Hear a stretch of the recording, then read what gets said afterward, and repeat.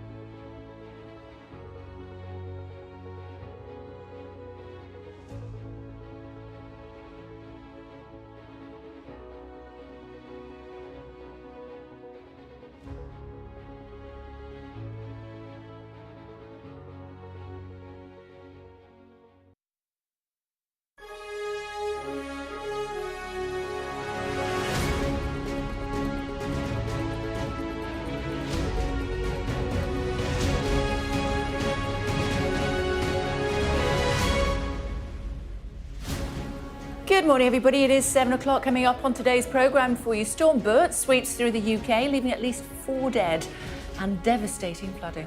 Another severe flood warnings issued at the River Nen in Northamptonshire. That means there's a danger to life and people must act now. Plus, what should parents tell their gap year children after Lao methanol tragedy? We'll be speaking to a doctor and a travel expert about how to keep yourselves safe. We certainly will. It's Monday, the 25th of November. A major incident declared in South Wales as rain, floods and wind caused chaos right across the country. Residents make frantic efforts to protect their homes and businesses. York is breathing a sigh of relief this morning after its flood warning was downgraded from severe overnight. Also ahead, MPs prepare for a historic vote this week on assisted dying. We have a special report from Canada. A former British soldier fighting for Ukraine captured by Russian forces.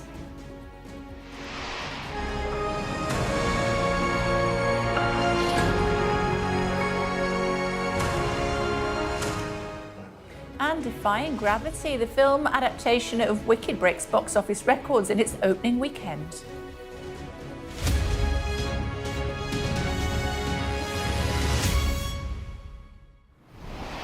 Morning, everyone. Storm Bert has brought chaos and devastation to parts of the UK over the weekend. At least 4 people have been killed since the storm hit, and hundreds of homes and businesses have been flooded.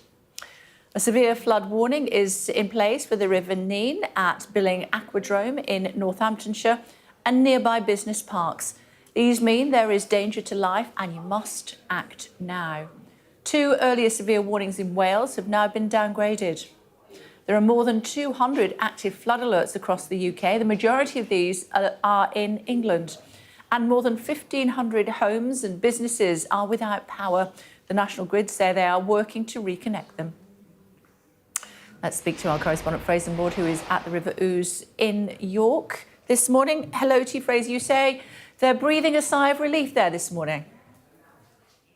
Yeah, very much so, Kay. Good morning. Here in York, no strangers to flooding. This is something that's perhaps a regular scene here in the city. I'm down by King's Staithe and Queen's Staithe near the King's Arms. The River Ouse very, very high at the moment, but there was a severe flood warning in place overnight. That was lifted just a few hours ago, so no doubt there will be sighs of relief around here. Also in the Calder Valley, another area that we're used to seeing up here in Yorkshire, which suffers from severe flooding. It too managed to escape the worst of Storm Bert in terms of flood damage. There were some properties flooded, but the flood defences there basically did hold. There's been a lot of work done in this part of the country in the last 20 years to try and protect cities such as York from extreme flooding. There have been millions of pounds spent, and it looks as though at the moment, as far as Storm Bert is concerned, it was money well spent. There are still over 150 flood warnings in place right across England and Wales, across England, 22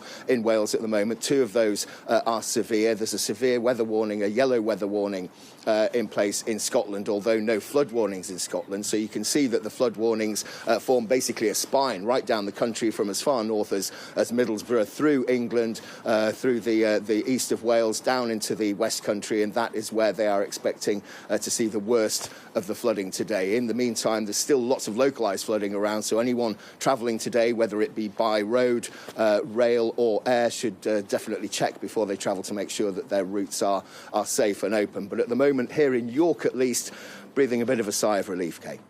OK, for now, Fraser, thank you. Well, our correspondent Dan Whitehead is in Wales and sent this report from Pontypridd. The water flooded in faster than they could bail it out. Residents in the valley town of Pontypridd rallied together as emergency services responded to the devastation of Storm Bert. Many angry at what they feel was a lack of preparation. Put a flood defence in instead of a Harry Potter fence. Do your job, what we pay them money for. As you can see, National Resources Wales have just replaced the railings back again. He doesn't do anything. As soon as he goes, it comes in through there again. Nice. The council here declared a major incident on Sunday. Extra resource was deployed and rest centres set up nearby. A lot of people have only just repaired their homes after the last big flood in 2020. Now they're back to square one, but it's not just houses that have been ruined. Businesses have been destroyed here as well. For garage owner Gareth, his whole business has been lost overnight. Our drum's obviously gone over and the oil's spilt everywhere. Everything's coated in oil. Many of his customers' cars, now write-offs. But I'm gutted. Obviously, it's... How long is it going to take to sort it out, you mean? And I'm going to lose money either way, and do you know what I mean? And the time to take all it, I can't work on people's cars when I'm trying to sort all this out. It's devastating. It's not just Pontypridd affected. In North Wales, a body was found by police officers searching for a 75-year-old man who'd been walking his dog near the River Conwy. Across South Wales, flooding caused landslides and swept cars away. Well, we certainly knew Storm Bert was coming, so there was an amount of preparation. But when you get the kind of enormity of rain that we've had over the past few days, and it's still coming down, then we've got to recognise that it is going to be difficult. There are still hundreds of flood warnings in place across the UK. As Storm Bert moves on, its impact may be felt for days to come. Dan Whitehead, Sky News, in Pontypridd, South Wales. Rachel's here. What a weekend. I know. And I mean, it's not over yet. Certainly, we're expecting bad weather to continue until Tuesday. That's when Storm Bert will fully clear the UK. But we do seem to think it's past its peak, it's done its worst, and now it's a case for communities really to pick up the pieces, to come to terms with the homes, the businesses that have been flooded and destroyed. And of course we see continued disruption into Monday morning, with huge swathes of the country suffering from disruption to the road network, to trains as well. Just one example, Euston this morning, huge disruption between Birmingham New Street and Euston, flooding between around Milton Keynes area. And we know, of course, those areas of South Wales, as we've been hearing this morning, real devastation there, major incident declared, some areas seeing over 100 millimetres of rain. And of course, we're hearing that at least 4 people have died, although it's not quite clear yet if they are all directly linked to the storm, but clearly a devastating few days. And as I say, continuing problems into this morning, a yellow weather warning, certainly in parts of Scotland for high winds. I mentioned the train services already, and we also know there is still one severe flood warning in place for the River Nen. That's at the Billing Aquadome in Northamptonshire, surrounding business parks as well. And you can see there the yellow weather warning on the screen for those areas of Scotland, a huge swathe of Scotland there. Some winds up to 70 miles an hour, the concerns are, Kay, which could continue to see huge damage and disruption through Monday morning. And we were just talking about that young man who managed to save his little boy who was in the car. Absolutely incredible. I know we've spoken to the family, the parents there. Let's have a listen. As soon as I've hit the dip, I'm straight into a puddle of water. I didn't really have time to react. And my car just started floating, and I rang the emergency services straight away whilst it was floating, but then saw water rising, and it just clicked in my head, I need to get me and my baby out of here safe. So I've worn down the window, climbed out, worn down his window, pulled him out, and the water was about chest high. And then, so I've carried him above my head to make sure he hasn't touched any of the water or anything, to try and keep him dry and warm. To think that I could have actually lost them both makes me a bit emotional. Yeah, it's really scary. It's just a horrible thing to think about, isn't it? The water had messed up with the electricity in the car, I think now, like, would the windows have wound down? Would I have had to spend time trying to smash a window before the water got too high? It's scary to think about. Quick thinking by Dad there, wasn't it? Yeah, beautiful little boy there, Luca. To think, as she said there, that she could have lost them both. It tells you really how quickly, with the floodwaters rising, how dangerous these conditions can be. And as I mentioned already, we do think that 4 people have died linked to this storm. But you can see the pictures there from that submerged car. This is always one of the biggest risks when you see flooding, is people thinking that they can continue to drive through the floodwaters and not realising how quickly things can turn perilous. Thankfully, he was able to save himself and that beautiful little boy. But, yeah, really, really dangerous few days here in the UK. And you say Bert's travelled through, but of course there's a lot of water on the hills, and that then comes completely down. And this is the thing, the worst seems to have passed in terms of the wind, although we know there's been real issues in Scotland, and that's going to continue. But we're not expecting the weather to clear properly until Tuesday, Wednesday, so there could still be moments of real peril for people, with that still major flood warning in place still this morning in Northamptonshire. Yeah, just be aware. Yeah. For now, thanks very much. Thank you. I want to tell you about a former British soldier now. He's been captured by Russian forces while fighting for Ukraine. In a video posted online, he identifies himself as James Scott Rees Anderson. Let's get more, should we? Joined by our Moscow correspondent, Ivor Bennett. Hi, Ivor. What more do we know about what's happened? Morning, Kay. So this video emerged last night on pro-Russian Telegram accounts. It shows a young bearded man in military clothing. He tells the camera his name is James Scott Rees Anderson. He's speaking in English with a British accent. He says he formerly served in the British Army and that he signed up to fight in the Ukrainian International Legion. In another video, he appears with his hands apparently tied behind his back. Here he is in that footage, and at one point even with tape over his eyes. Lots of questions about this footage, like when was it filmed, where was it filmed, who by? We're unable to independently verify it.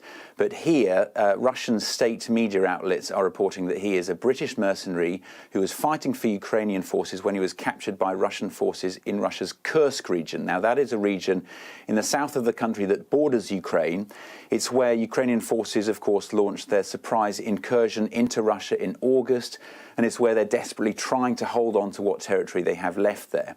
In terms of what happens next to this man, Russia's state media outlet, news agency RIA, is reporting that he's giving evidence, quoting a security source. I think most likely what will happen is some sort of court appearance will follow.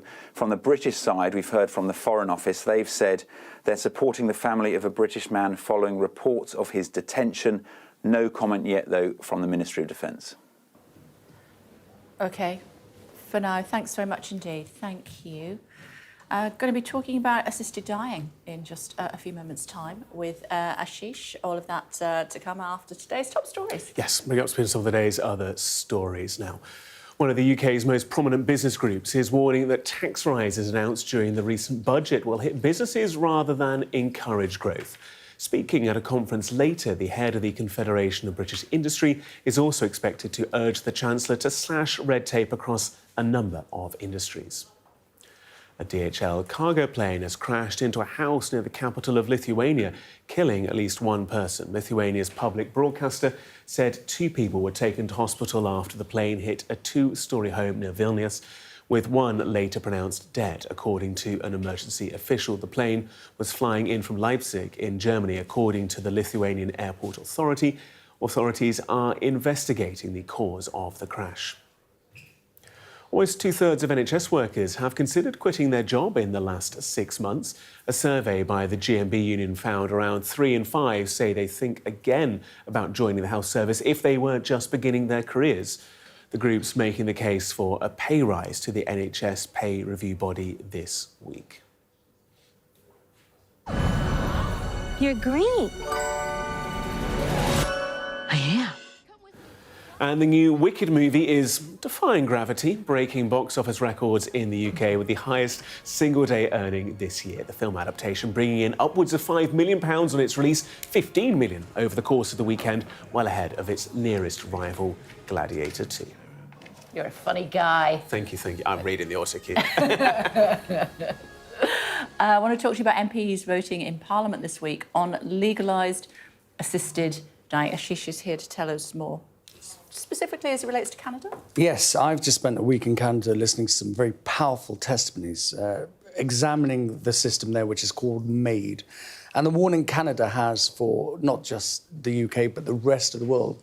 Assisted dying was introduced in Canada in 2016. It is already now the world's leading country for assisted deaths. So things there have escalated very quickly. We wanted to understand why and see if those warnings were relevant for the UK ahead of this week's votes. A warning that this report does contain references to suicide throughout. Hear that? Yeah, I do. She had a crooked front tooth, and I like to think of that as her smile in here. This is the one I hold at night, or if I'm suicidal. Scott's wife Joan died 4 years ago. Cancer ravaged her body. She chose to have an assisted death here at the home. You want to call or text tomorrow, that's fine. I'll try to keep up. I know I'll be busy. But I just want to say I love you with all my heart. Joan told her, yep, I'm ready. And we said our goodbyes, my daughter and I and everybody. And I remember feeling her pulse. And I remember feeling the last beat. The number of people using Canada's medical assistance in dying programme is rising sharply, from just over 1,000 in 2016 when it was legalised to over 15,000 in 2023.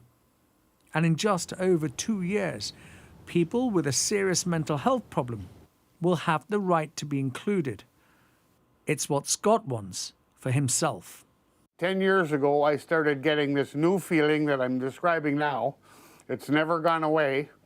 It's always there. It's just dreadful. It is so horrifying. If I walked over there and touched you and gave you the feeling, you would gasp or scream out loud. When MAID was introduced, it was only available for terminally ill people. But by 2021, it was extended to those with a disability or serious medical condition, even when not life-threatening. Dr. Coelho says in some remote communities there is no palliative care. only assisted dying. The Human Rights Commissioner of Canada has twice repeated warnings that they are concerned about reports of people dying by assisted dying who seem to be choosing it because their supports and services are not in place. We're on the 47th floor, beautiful view of the lake here. Orlando is a high-flying lawyer with a lifelong history of chronic depression. He believes he's only talking to me now because assisted deaths were illegal until 2016. I would have chosen it in 1994. I would have tried it I would have asked for it in 2002. In 2004, you want the pain to end, right? And the last thing you need is someone in a white coat who says, well, I see it's kind of rough for you. How about we help you end your life? The developments in Canada are being closely followed around the world, especially in the UK, ahead of a vote to decide if assisted dying will be allowed. Supporters of assisted dying in Britain say it's wrong to compare the UK to Canada because the countries have two completely different legal systems, and they insist in the UK assisted dying will only apply to terminally ill adults with 6 months to live and never the disabled or mentally ill. But Scott says after having countless therapies, he's run out of options and he wants to die. It's the only way he believes his suffering will finally end. Ashish Joshi, Sky News in Toronto, Canada. And I know that you've got a longer report, haven't you, that we can see throughout the course of the day? Yes, we've got a 12-minute report which is running throughout the day. OK, for now, thank you. If you've been affected by the issues raised in this story, help is available from the Samaritans 24 hours a day. You can get in touch with them using the contact details which we'll put on the screen for you, 116123, or email joe@samaritans.org.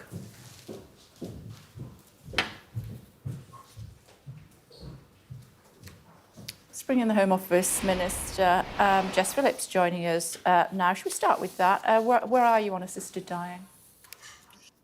So I will, as I did last time, I will vote for assisted dying on Friday this week. Can you explain to us in a bit more detail why that is? I know that a lot of your constituents don't necessarily agree with you, and there does appear to be a groundswell building now of Labour MPs and grandees, including Gordon Brown, who think it's a bad idea. Look, I fundamentally all my life have believed in a person's right to have choice over their body. That is a fundamental principle that I hold. But also, I have listened to my constituents over the last number of weeks, and this isn't the first time this has come up. This is a conversation that has been had for many years from both perspectives.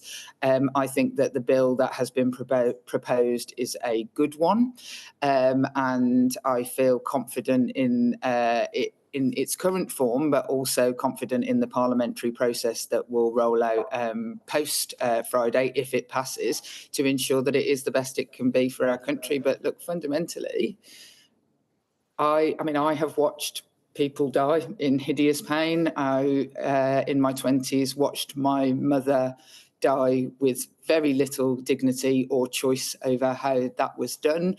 My family are currently going through a particular issue around somebody who is terminally ill and how we manage that best for her children. I just fundamentally think that a person has the right to make those choices. Thank you for that explanation. Domestic Violence and Safeguarding Minister, let's talk to you with that hat on. I know you want to talk to us about spiking. Spiking is basically already illegal. So what steps are you taking to enhance that? So while it is currently illegal, it fits under a number of different crime types. And what campaigners and victims have told us over the years is that that has been confusing, and to raise the profile of this within police forces to ensure that spiking incidences are taken seriously and can be acted upon, we will be making a specific criminal charge of spiking. But also what we are going to be doing is rolling out training to the nighttime economy, which is why I'm in a pub. I don't want you to think that I'm normally in the pub at 6 a.m. in the morning. Well, I mean, it's been known, Kay, to be honest. Me and you both, sister. Not recently. But we will be rolling out training to bar staff across the nighttime economy and door staff across the nighttime economy to help with the evidence gather, to help support victims and to spot perpetrator behaviour in order to prevent it. We're also working on changing the regime of how the data is collected, because at the moment, actually, we don't have the accurate data about the kind of spiking that people fall victim to, whether that's needle spiking, drink spiking, and I have to say, like, vape spiking has become a thing which obviously seems unusual to me, but that is what the research is telling us. What should the maximum punishment be? Sorry, there's a fly in front of my face. The law will roll out, and there is a sentencing review that is currently going on about all the crime types that fall into the sort of violence against women and girls categories. But look, I think that if somebody purposefully seeks to harm someone else, humiliate them, cause them distress, and even to immobilise them for other crimes, that very severe punishments need to be meted out.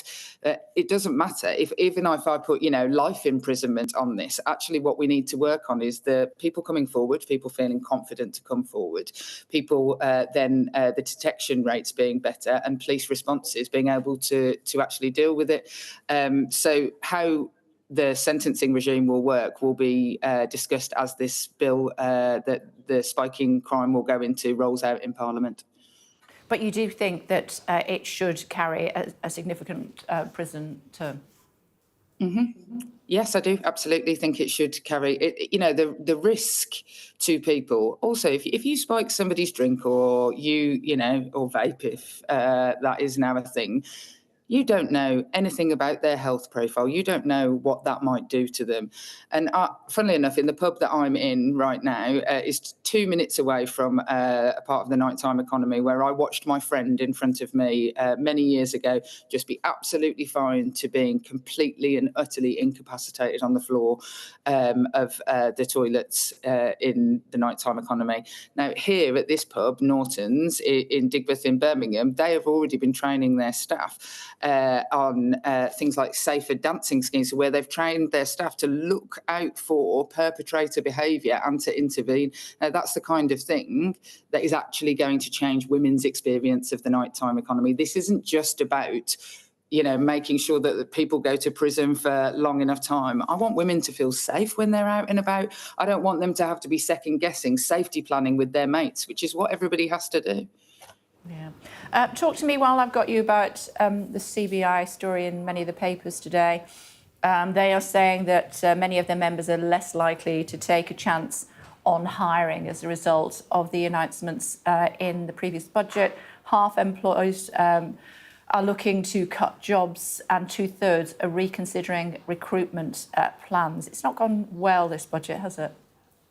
Well, look, the reality is, and if you were to go to one of the local hospitals here in Birmingham, you'd probably be waiting 17 hours. The alternative choice was more austerity. And so if we want investment into our NHS that gets Britain working, that stops the million young people who are currently out of work, that takes investment, and difficult decisions have to be made. I wouldn't want anyone, any business, to feel like they couldn't be investing in their staff. But the alternative was more austerity, and I can tell you now that services in Birmingham couldn't have taken any more austerity, and it would have made our city, our country, sicker. But the CBI is saying, as a direct result, it's taking people's jobs. Look, I mean, I think that we will have to wait and see. That we are also investing like hundreds of millions into investing into new jobs. So I think the difficult decisions have to be made, and time is going to have to tell about exactly how that rolls out. But we are investing in growth in this country, and huge investment into the kind of industries where people can have good jobs for life. OK. Before I let you go, you're in touch with popular culture, of course. You've got a thought on this Band-Aid 40 song? Oh, gosh, I'm not that in touch. What is it? I don't even know anything about it, or you've made me feel like I'm out of the loop now. Is it just the same song 40 years later? It's the same song, but apparently it's not stood the test of time. And people like Ed Sheeran are saying, don't include me in that song because it's inappropriate in some ways, people are suggesting belittle people from that continent in some of the lyrics. Look, I'm gonna take advice from those who know much more about international development than me. I think that good intentions sometimes can be misplaced. Is probably where I would say on this. But to be honest, I quite like it. Although every time they say the line "There won't be snow in Africa this Christmas," my husband reminds me of the top of Kilimanjaro. Yeah, and the Simeon Mountains, of course, as well. And they talk about no rivers flowing, then there's the Nile and the Congo. But, there's plenty of rivers in Africa. It's geographically, it's inaccurate, I think we can say for certain. Yeah, they don't know it's Christmas. Well, they knew it was before we did. But there we are. It's good to talk to you. Thanks very much indeed. Thank you. We're a pagan country for another 250 years after they recognised Christianity. Anyway, thoughts? Good morning. Morning, Kay. OK, let's start off with assisted dying briefly. I thought Jess Phillips was very, very candid in what she was saying as to why she is voting for the assisted dying bill. She was talking about how she's confident that the safeguards are sufficient, but also that she's confident in the parliamentary process. And this is what we keep hearing from certain MPs, is the fact that some MPs are being told, even if you're not 100% convinced, vote for it now, then we can have a longer parliamentary debate. We can really get into the crux of the bill and the details. And if you're still not convinced, then you can vote it down at third reading. And that is what some of the people who are trying to get people on side are essentially telling MPs to get them over the line for now. But Jess Phillips, talking about her own personal experience of different family members, her own mother, etc., and why that's convinced her. She thinks people need to have this choice to be able to die the way they'd like to at the time they would like to, with a terminal diagnosis, not like a Canadian system that we saw from Ashish's report. So I thought that was really interesting because we know there's been a big split really between senior cabinet ministers on this. Now, spiking. So Jess Phillips was talking about how the reason they're creating this new crime, this separate crime, is because there's been confusion around the fact that it comes under different umbrellas. So under the umbrella of assault, for example. And what she's saying is victims, campaigners are saying it's been too confusing and it needs to really have that kind of clear definition so that the police then can focus on it, take it seriously. So she's really hoping this is going to make a difference. Really interesting, she was talking about vape spiking, something I wasn't aware of. But clearly what she's saying is the data from the government means that actually spiking is evolving with people's consumption habits, and therefore government policy needs to keep up with that. And she also says, she really wants very severe punishments for those who are spiking people. Now, she did talk about that, but she also said it was a bit vague. She didn't say, we could even do a life sentence. She wasn't obviously actually implying there would be a life sentence for spiking. But what she's trying to say is actually we need people to have the confidence to come forward and report it before we even get into the weeds of sentencing and extending those sentences. Sure, I think what we could take away from it was, if you get convicted, you go into jail for a long time. Yes. OK. For now, thanks very much indeed. Still to come on The Breakfast Show for you Monday morning. How are you doing? Sporting hero and disability rights campaigner Baroness Tanni Thompson joins us after the break to tell us why she's concerned about the assisted dying bill. And could a ceasefire be close in Lebanon? Speaking live to our Middle East correspondent.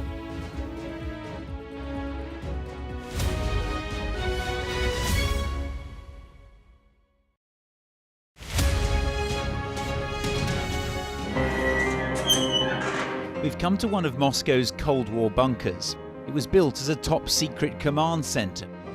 Being here really feels like you're stepping back in time. I'm Ivor Bennett, Sky's Moscow correspondent. A show of military might and menace. Courage, bravery and sacrifice will win the day. It's a new subject. They'll learn about combat drones and some how to handle a Kalashnikov. The Kremlin continues to put forward its own version of events, both present and past. There's no mention of the fact that Russia invaded its neighbour. That's rewriting history, isn't it? Now we have to read it carefully. Vladimir Putin put forward his plan for a ceasefire in Ukraine, telling Kiev, pull out of your eastern territories and the war will end. Why should the West trust you? Frankly, I don't care whether the West trusts us or not. Vladimir Putin is already the Kremlin's longest-serving leader since Stalin. The question is, what will a fifth Putin term mean for Russia and the world? Why do you support Vladimir Putin, Mr. Segal? I can't answer questions that stupid. I've watched Vladimir Putin attempt to create a new world order. The St. Petersburg Economic Forum was the backdrop to Vladimir Putin's latest verbal volley that Russia could send missiles to other nations to target the West. Ambassador, I wonder, shall we have a quick word for Sky News? Is the West right? Are you fueling Russia's war machine?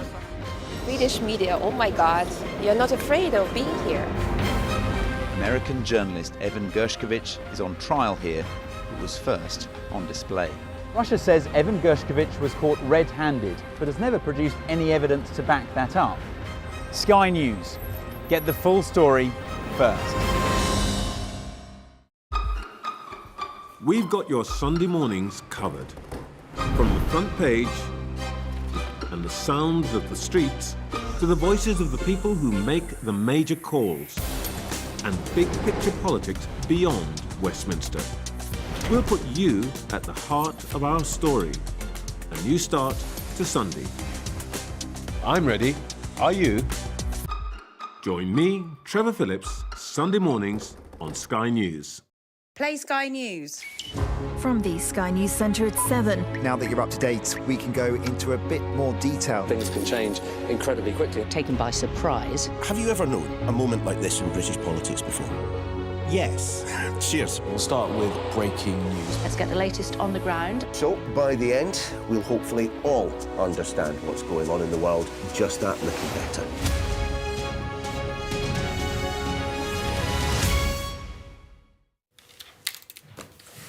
Hello again, everybody. Welcome back to The Breakfast Show. Hope that you weren't too badly affected by Storm Bert. He did his worst, didn't He really did. Even in London, blustery, but elsewhere, South Wales in particular. I was coming down from the Cotswolds on the train. I found myself on the Elizabeth line, on a mainline train, because the lines were so blocked with the flooding water that they had to put it on the Elizabeth line. There was one train that had a 5-hour delay because it went on a diversion, then had to stay for 2 hours, and because that route was flooded, and really severe. And obviously thoughts for people who've lost their lives as well. Absolutely. But a shout out to the GWR train team. Quite often they don't get the thanks they deserve. The train was absolutely packed, standing room and sitting room on the floor only, and they were very polite and very considerate and kept us up to date throughout. So shout out to those guys this morning. Indeed. What else? We've got Baroness Tanni Thompson as well, We don't we? have. She's coming up in just a few moments' time. She's going to be talking about assisted dying, that debate. We've also got our headlines for you this morning. Let's remind of our top stories, shall we? A danger to life. Severe flood warning has been issued for parts of Northamptonshire where people are being urged to evacuate from their homes as Storm Bert continues to wreak havoc across the UK. And there's severe disruption to the railways this morning, with commuters being urged not to travel on some lines, including the route from Birmingham New Street into London Euston. Check before you travel. MPs will vote on whether to legalise assisted dying this week. The Home Office Minister, Jess Phillips, told us that she would vote in favour of the bill because she fundamentally believes in a person's right to have choice of their body. A man who says he is a former British Army signalman in a video posted online has reportedly been captured by Russian forces while fighting for Ukraine. And thousands of our staff will be trained in how to spot and prevent cases of drink spiking, as the Prime Minister shares plans to crack down on the act, making it a specific offence. This week, Parliament will be considering passing legislation to allow assisted dying for adults with 6 months to live or less if past safeguards would include the sign-off of 2 doctors and a judge. Similar legislation has been implemented in other countries, such as the Netherlands, Switzerland, and also Canada. Let's get more, should we, joined by crossbench peer and a Paralympic medalist. Always proud of her, and glad to have her on the show. Baroness Tanni Thompson, good to see you. Thanks so much indeed for joining us. You are not in favour. Tell us what you're most concerned about. Good morning. Good morning. Well, we hear a lot about the safeguards, but actually what they are qualification criteria. So this bill that we have in front of us, the devil is in the detail. It allows doctor shopping. It allows doctors to suggest it to patients. It doesn't allow for a conscience clause. So there are some really quite uncomfortable things in there. So I'm afraid I don't have any easy sound bites to, two doctors, settled wish, terminal diagnosis. But, on the settled wish, Mental Capacity Act is not fully enforced. We know from coercive legislation that we did last year that both, police and medics are not very good at spotting it. And also when it comes to, the terminal diagnosis, sometimes, that is also, it's just very vague. I'm worried disabled people could be included in it. If I got a pressure sore and it didn't heal, I would absolutely have a 6-month diagnosis. And we already have doctors in this country talking about terminal anorexia. So if someone with anorexia doesn't accept treatment, then they also could very easily fit into this 6-month criteria. It's not what we probably all immediately think of, cancer, leukemia, conditions like that. So I know that you're meeting with, I believe you're meeting with Kim Leadbeater later on this week. She is the MP who's brought forward this private member's bill. What will you be saying to her? Well, I think we've both, probably listened to quite a lot of each other's interviews. So she knows my thoughts on this. I'd say, people need to look at the detail. We all want a peaceful death. Nobody, who's opposing this bill wants anybody to suffer. But it's the devil in the detail. It's who, when, what, where, how. What happens if the drugs don't work? In other jurisdictions, they haven't. What happens when, somebody takes too long to die? In Oregon, there's somebody who took 136 hours. That is the majority is between sort of an hour and I think 80 hours. But, what point does somebody step in? And also I'm concerned, there's lots of talk about, well, it's a small bill, small number of people. Depending which jurisdiction you use, and if you scale that up to the UK, that's somewhere between 27 and 40,000 requests a year. Now, the family court simply can't cope with that number of requests. There's already a backlog of 103,000 children who are waiting to go through the family court. Yeah, that might be semantics, but it's that sort of demand for it, and also very difficult to talk about at this time in the morning. But what drugs will be used? It could be 100 pills that somebody has to either try and swallow or mix up into a sludge. It's not one pill and you slip away. So this is the detail that we have to be talking about. And I absolutely understand what people are saying about, well, just vote for this stage and then, just sort this out in committee and maybe vote it down at third reading.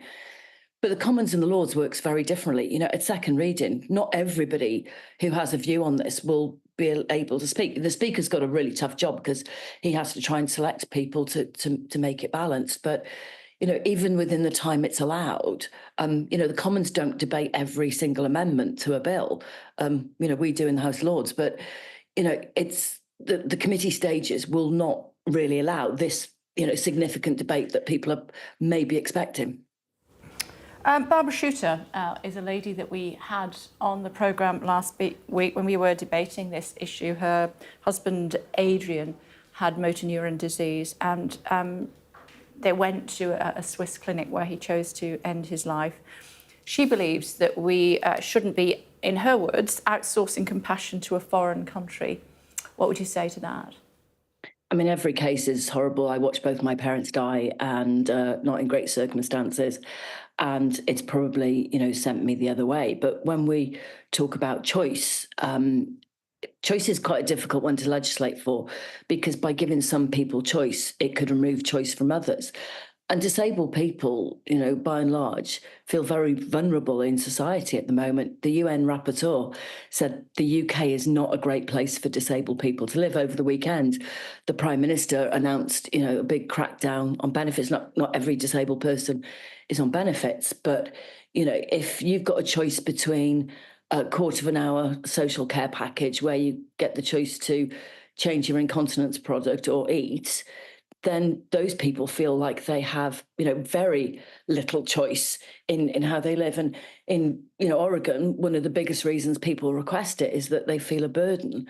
You know, it's not about pain. So, you know, we've also heard a lot about the polling, but, you know, there are lots of polls around. You know, one poll suggests that actually 74% of people want palliative care, and actually I think 4% think it's a priority right now, while there's lots of other things that need to be debated. So it's not as simple as the three sound bites, because you know, I believe, you know, this is not from a religious point of view at all. I'm an atheist, but I think once you cross that line, it is very difficult to come back. And this bill is absolutely amendable.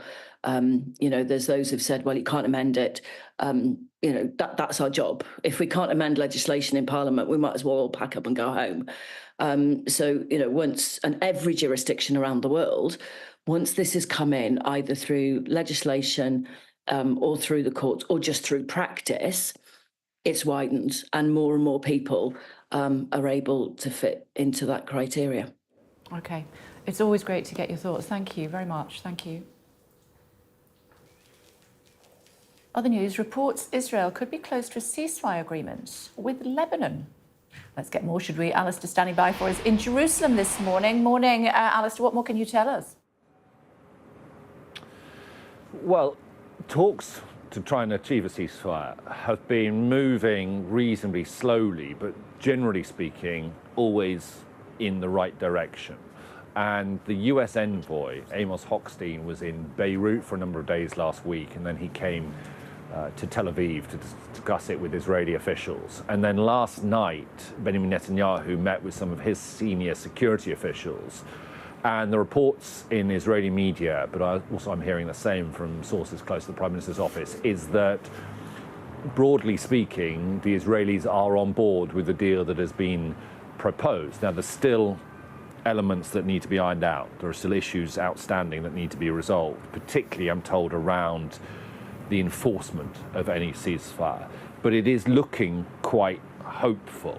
And if it works in the way that we're led to believe it will work, I think it'd be around a 60-day process. It would begin, once you've got the announcement, it would begin with Hezbollah withdrawing its forces away from Israel's border and above what's known as the Litani River. And that's in conjunction with an old UN resolution, 1701, that Hezbollah have violated.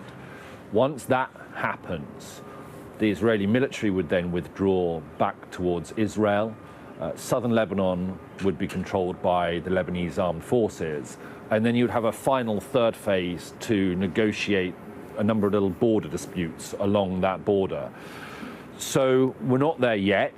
Netanyahu is apparently working out how to sell it to the Israeli public. I think it would need approval from the Israeli Security Cabinet.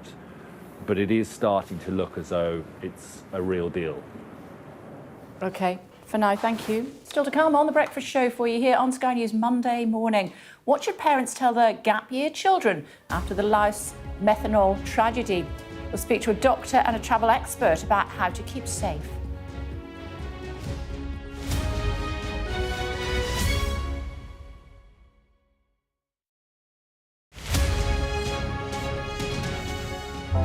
Big stories don't always come from big cities. I'm Lisa Dowd and I'm Sky's Midlands correspondent. You are not getting in this elevator, okay? The judge made it very clear that she could see no justifiable reason why Sakulas wasn't here facing British justice. I promised I would get him justice. Free, wherever you get your news. This is what they're up against. The wind is the really big problem. It is back-breaking work and the smoke is thick. It's been working well. Water levels are dropping, but no one knows what impact further rain will have. What would you do if this place wasn't open? This is the exact spot in Nottingham where their 19-year-old son, Barnaby Webber, lost his life. I just think it's so cruel and so harsh. It's really scary. We're terrified. In this community, I'm told that everybody knows someone affected by COVID. Hopefully this will be the last wave. Sky News gets the full story first. Change seems tantalisingly close in this corner of the UK. Wales was the first to introduce the plastic bag charge. It's legal to let go. Set the speed and take the hands off. It's almost driverless, but not quite.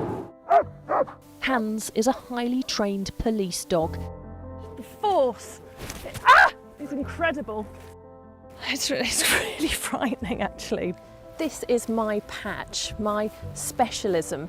It's also my home.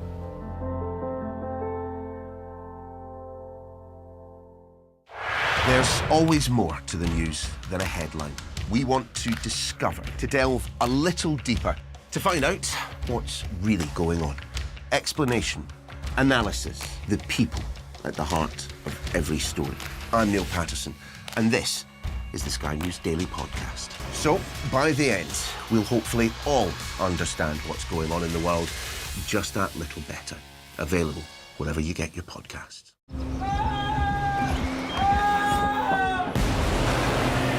The most significant day of this conflict. They keep telling us that they want aid. And this is what's left of it.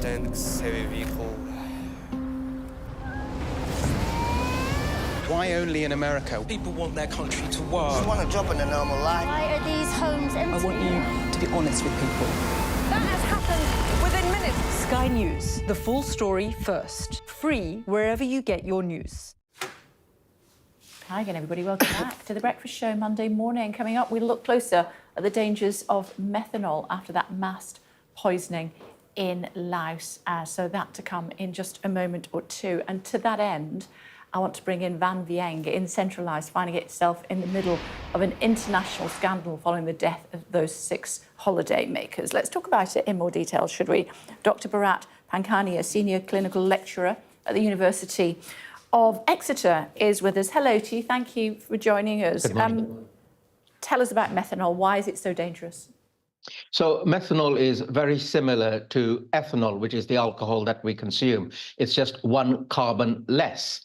And unfortunately, methanol, when ingested, is metabolized, in other words, broken down by the enzymes in our liver in a different way. And it makes these nasty chemicals called formaldehyde and formates. And whereas when we break down alcohol, we don't make alcohol, meaning ethanol, the ones that we drink, we don't make those nasty chemicals. And it is these nasty chemicals, the formaldehyde and the formates, which cause the damage to the brain, the optic nerve, the kidney, the liver, and the other organs. Sounds like a very slow, painful death. I believe that some of these young girls were given intravenous vitamins, but what is the answer? Is it trying to dilute this methanol as quickly as possible? Yes. Intravenous vitamins are not really going to work. One of the solutions, Kate, is actually give you alcohol, the alcohol that we all consume, i.e. vodka or something like that, because what that would do is block all the receptors which are now aiming for the methanol. So the methanol hasn't got any receptors because it's now blocked by the ethanol that I have given to you, and then that methanol will be released via your kidneys. Of course, we can do what we call dialysis of the blood to remove the methanol. And there is also one medication available, but usually in remote places, medications are hard to come by, and you end up with either give them a glug of alcohol or do a hemodialysis of that person who's been poisoned by methanol. Time is of the essence. So when you said you have a slow lingering death, that's not true. You can become very ill very, very quickly. Within hours, you can suddenly find that your vision is blurred and you can't see and your optic nerve is playing up.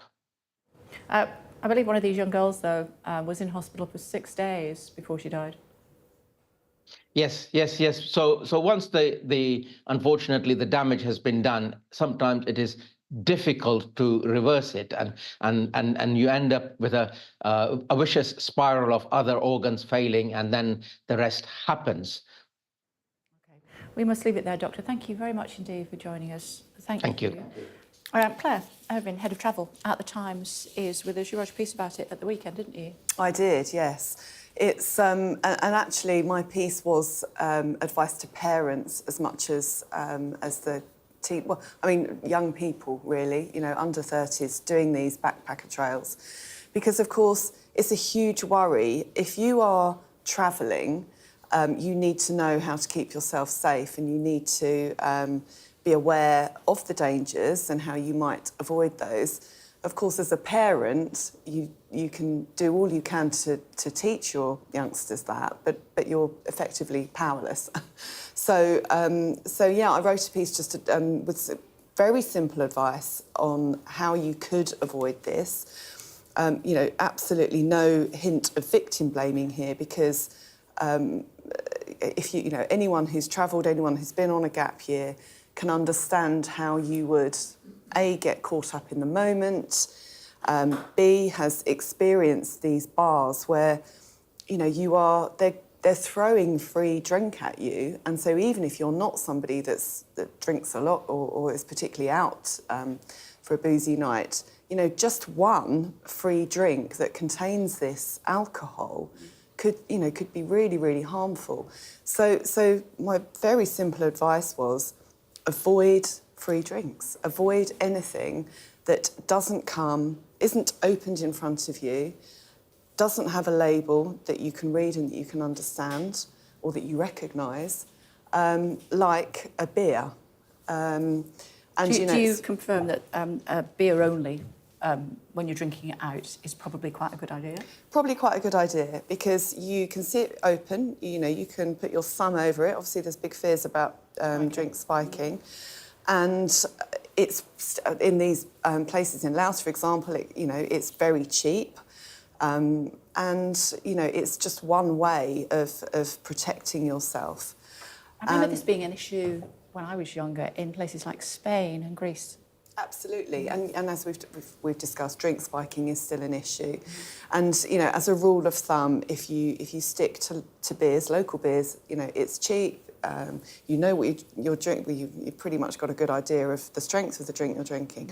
I mean, these bars. We've a colleague of mine's written in the Times today about how he worked at one of these bars, and they were throwing in. The buckets contained locally made whiskey and drugs and energy drinks, which were rumoured to have amphetamines in, and a banana. I mean, but you just a really, really horrendous cocktail for anyone. I mean, I don't like beer. A lot of people don't like beer. Is wine a reasonable alternative? Well, I mean, again, if you have seen the bottle open in front of you, then you would hope that it would be safe. But, of course, wine is often served by the glass behind the bar, and a lot of these bars don't even serve it. So if you don't like beer, then stick to water. Okay. But, I mean, those shots are just a bad idea, aren't they? At the best of times, even if you do know what's in it. Yeah. So if it's got methanol in it, then you're in a lot of trouble. Yeah. So try and be aware. As you say, you can tell your kids, but it's up to them when they actually get out there. Absolutely, frightening. While I've got you, can I just ask you about a tourist tax in Scotland? Indeed. Scotland is the latest place to be considering introducing tourist taxes. Now, tourist taxes take up many forms, but effectively they're a levy that's charged to tourists.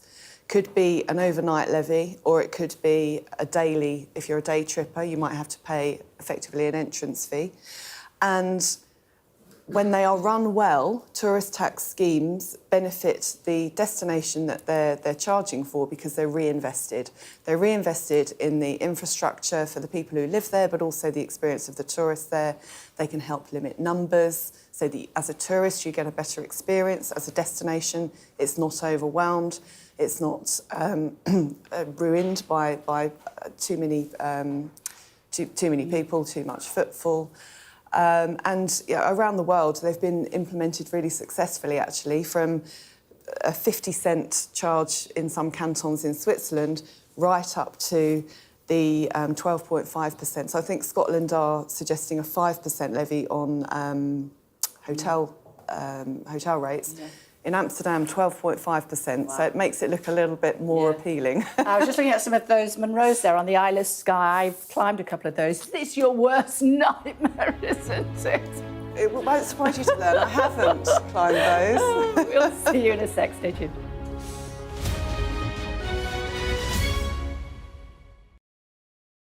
We arrive. A secret hospital hidden in the Myanmar jungle, treating the victims of this bloody war. This is Myanmar today. Its military rulers don't want the world to see, but we have. I fight for my own future. I fight for my generation's future. This is an actual crime. They don't care for that. Myanmar army is only a couple of kilometers away.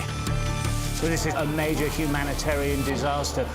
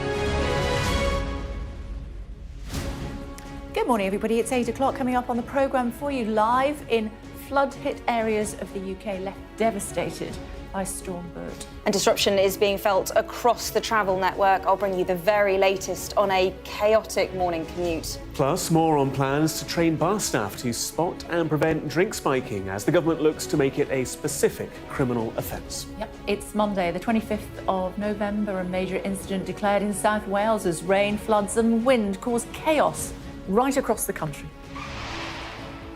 Residents make frantic efforts to protect their homes and businesses. The clean-up operation is underway here in Pontypridd. The trucks are removing the debris as people count the cost of Storm Bert. Also ahead, we hear from the MPs preparing for a historic vote this week on assisted dying. I mean, I have watched people die in hideous pain. I, in my 20s, watched my mother die with very little dignity or choice over how that was done. Bring you a special report from Canada on how the law works there. It's been called the assisted dying capital of the world. A former British soldier fighting for Ukraine is captured by Russian forces.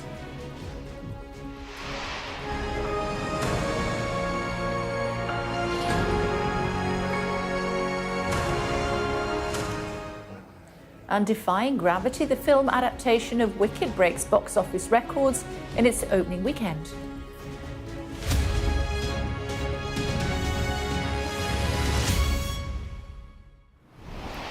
Morning, everyone. Storm Bert has brought chaos and devastation to parts of the UK. At least 4 people have been killed since the storm hit, and hundreds of homes and businesses have been flooded. There's also severe disruption to travel this morning, with commuters being told not to travel on some routes. To tell you more, should we, a severe flood warning is in place for the River Nene at Billing Aquadrome in Northamptonshire and nearby business parks. These mean there is a danger to life and you must act now. 2 earlier severe warnings in Wales have now been downgraded. There are more than 200 active flood alerts across the UK. The majority of these alerts are in England. And more than 1,500 homes and businesses are without power. The National Grid says they are working to reconnect them. Let's get more. Should be standing by. Fraser is at the River Ouse in York. Dan is standing by for us in Pontypridd. Hi, Dan. We've seen so much damage to so many properties in Pontypridd. How are they getting on this morning? Good morning. Morning, Kay. Yeah, I was stood on this street in 2020 when Storm Dennis hit, and here we are back again. Many of these homes back to square one. This is what it's all about, isn't it? People's possessions having to be ripped out of their house after that flooding yesterday. You can see the water now has actually receded back. Some of the vans have been down here and trying to clean some of that mud away, and people are now having to count the cost of what this means for them and whether or not their insurance is going to pay out. We spent yesterday afternoon with many of these residents and businesses who've been impacted, and this is their story. The water flooded in faster than they could bail it out. Residents in the valley town of Pontypridd rallied together as emergency services responded to the devastation of Storm Bert. Many angry at what they feel was a lack of preparation. Put a flood defence in instead of a Harry Potter fence. Do your job, what we pay them money for. As you can see, National Resources Wales have just replaced the railings back again. It doesn't do anything. As soon as it goes, it comes in through there again. Nice. The council here declared a major incident on Sunday. Extra resource was deployed and rest centres set up nearby. A lot of people have only just repaired their homes after the last big flood in 2020. Now they're back to square one, but it's not just houses that have been ruined, businesses have been destroyed here as well. For garage owner Gareth, his whole business has been lost overnight. Our drum's obviously gone over and the oil's spilt everywhere. Everything's coated in oil. Many of his customers' cars, now write-offs. Well, I'm gutted. Obviously, it's... How long is it going to take to sort it out, you mean? And I'm going to lose money either way, and do you know what I mean? And the time to take all it, I can't work on people's cars when I'm trying to sort all this out. It's devastating. It's not just Pontypridd affected. In North Wales, a body was found by police officers searching for a 75-year-old man who'd been walking his dog near the River Conwy. Across South Wales, flooding caused landslides and swept cars away. Well, we certainly knew Storm Bert was coming, so there was an amount of preparation. But when you get the kind of enormity of rain that we've had over the past few days, and it's still coming down, then we've got to recognise that it is going to be difficult. There are still hundreds of flood warnings in place across the UK. As Storm Bert moves on, its impact may be felt for days to come. So difficult for the families and the businesses, as you can see, Kay, and this is what it's about in the aftermath, the mud on the street here and the debris that people have to deal with. Let's have a chat with one resident here, Ian. You rushed down to your family's house. Now, you've got this floodgate in place. Did this help at all? Well, it certainly helped. I mean, the water was thigh-high, waist-high your side. Had it not been for the floodgate, albeit it didn't hold everything back, the house would have been 2 feet, 3 feet deep in water. So you've managed to avoid the worst of the damage in there? Yes, fortunately. Others further down the street, less so. I think they've been underwater. Can you just describe the scene yesterday? Because you were saying that your car was down outside the house. What was the situation with that? Water was up to the windowsills, so the car's flooded. The cars are right off. As there are others down the street. Similarly, I think some people were fortunate enough to get their vehicles away, but by all accounts, we weren't here. The floodwaters rose very, very quickly. Within half an hour, it was not a problem, and then it was in people's homes. People in this street are used to flooding. I was here 4 years ago, but it always comes as such a shock, and it's heartbreaking, isn't it, to see people who have just really rebuilt their homes and repaired them, to have to start again. Absolutely. I think some of the people here 4 years ago were living upstairs for 3 years until their houses dried out. So quite what the extent of the flood prevention works have been, or whether they're inadequate, I guess will be for others to determine. Ian, thanks for chatting to us. Natural Resources Wales say they are going to carry out a review. There's lots of questions about, as I say, whether or not those alerts and warnings came fast enough, Kay. OK, just a thought before we let him go. Dan, how optimistic, I wonder, is he about being able to sell his property at the moment? Yeah, I mean, people's properties have been destroyed, Kay, and I think the waters have receded here. There are two severe flood warnings still in place. They're in Monmouthshire in south-east Wales. So the thought is here that the River Taff has gone down, and that hopefully will be the end of it. But the risk is that the water's coming down from the hills down into the river base. That can take a day or so. So there is concern that those levels may rise again. I think we have probably passed the worst of it here, and for the people here and elsewhere in South Wales, it is just a big clean-up operation. OK, for now, thanks. Fraser, as you can see, is standing by for us. Breathing a sigh of relief in York this morning. Fraser, good morning.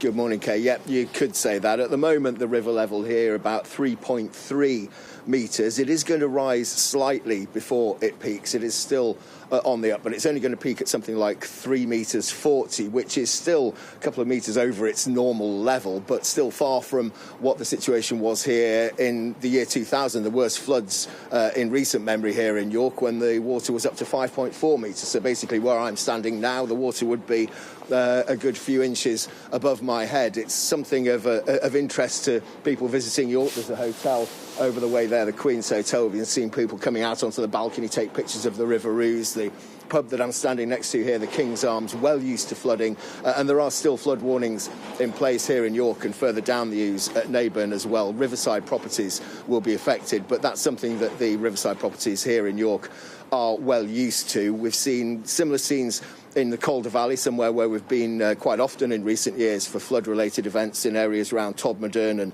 Hebden Bridge, Sowerby Bridge as well. They seem to have avoided the worst of the flooding from the River Calder during Storm Bert, but there's still been a number of properties flooded there. Some people still saying that the Environment Agency should be doing more and that they feel abandoned by the Environment Agency. The flood warning here in York has been downgraded, but there is still a lot of localised flooding up here in and around North Yorkshire and into West Yorkshire as well. Travel isn't ideal at the moment. A lot of minor roads still affected by flooding. A lot of train routes and so on still affected as well. So, as always, whenever we get these extreme weather events, the advice, if you are planning to travel, is to take care and check your routes before you set out, because you could end up meeting some pretty horrendous flooding.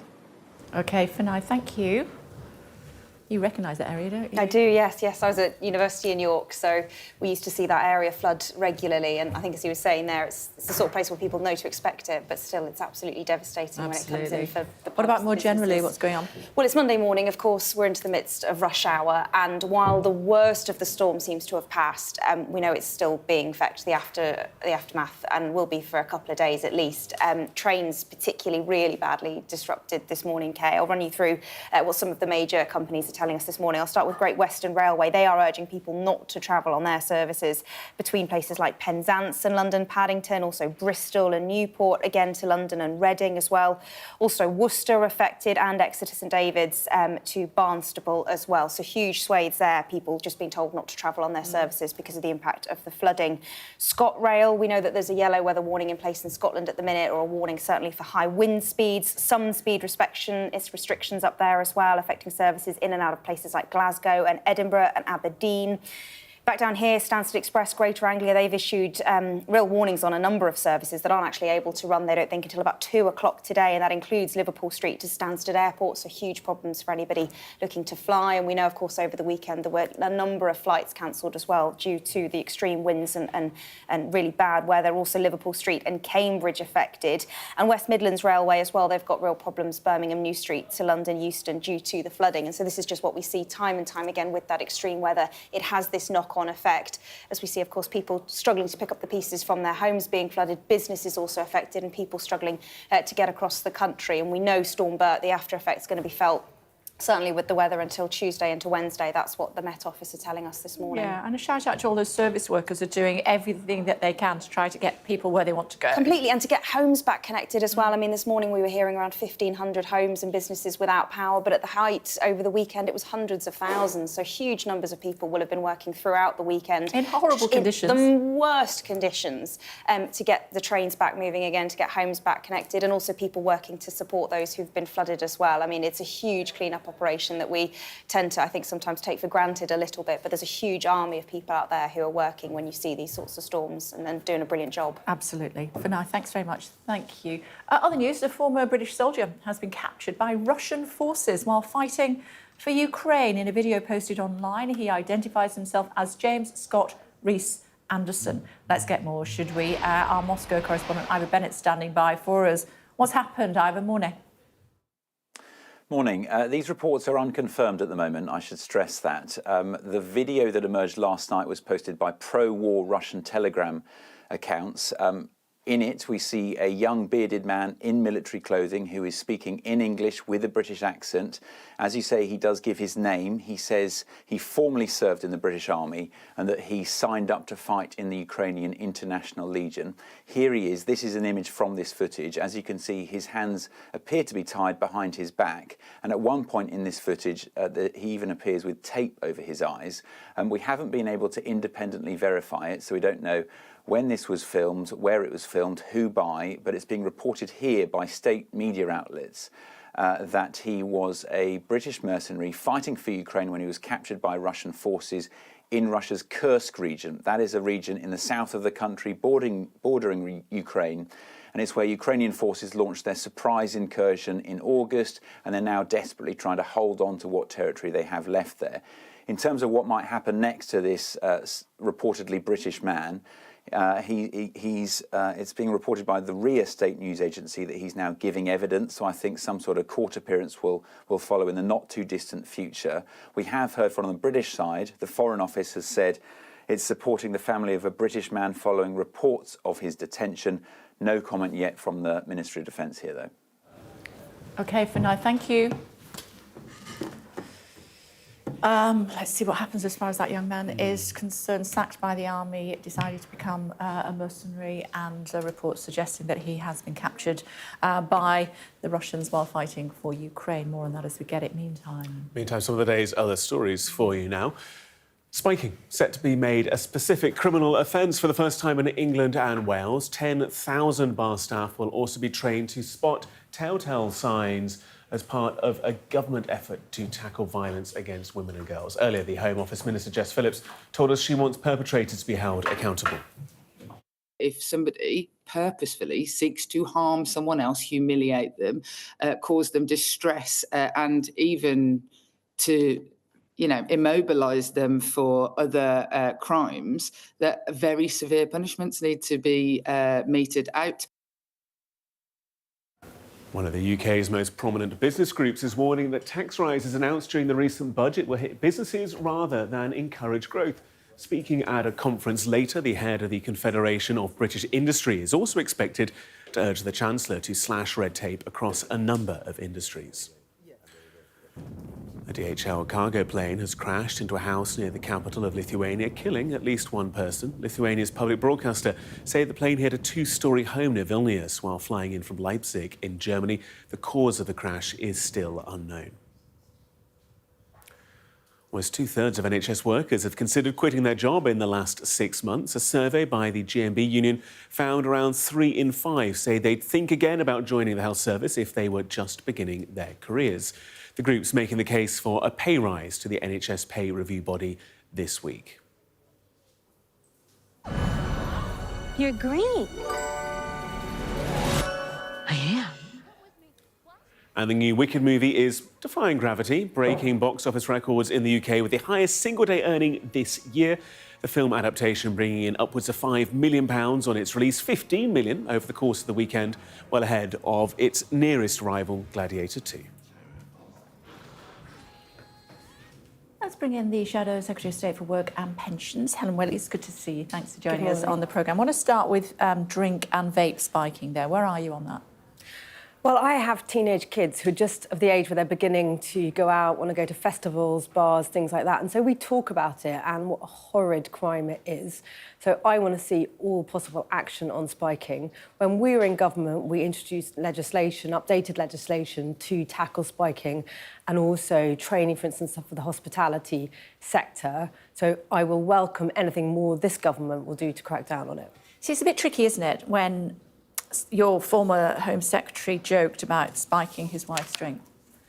Well, look, I think occasionally things are said which he apologised for at the time. But I think if you look at our record in government, this is something that we took very, very seriously, along with all forms of violence against women and girls. So it is very serious. We acted on it, and I want to see the government continue to act on it. Talk to me about welfare reform, which is, of course, your area of expertise, given your brief at the moment. Is it right for young people to lose their benefits if they refuse to take up work or training opportunities?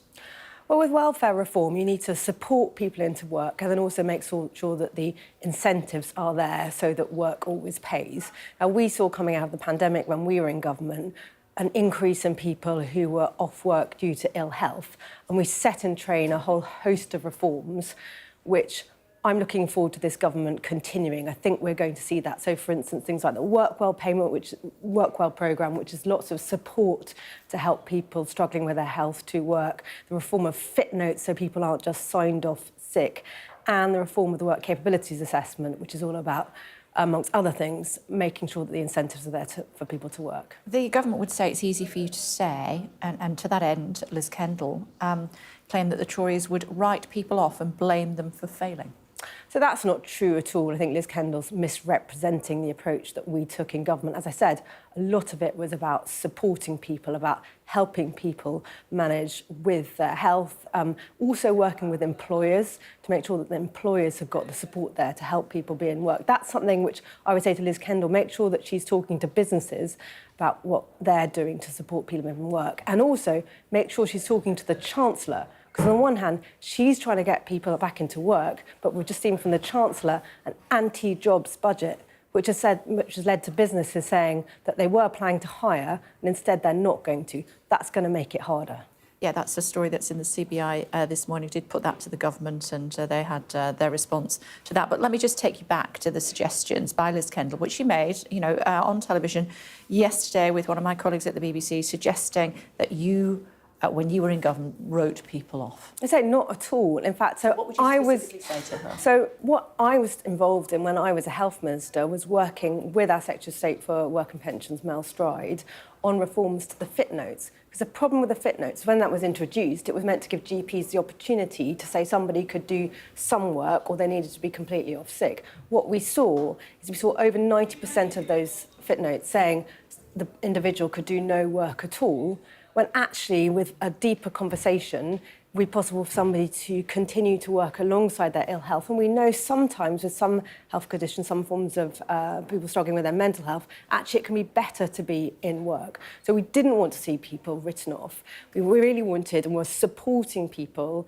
to be in work. Actually, that's important for individuals and important for the economy. It's not right either for individuals or for the economy for people not to be working if they can. And those who suggest that some might rely on suggesting they have mental health challenges in order not to work?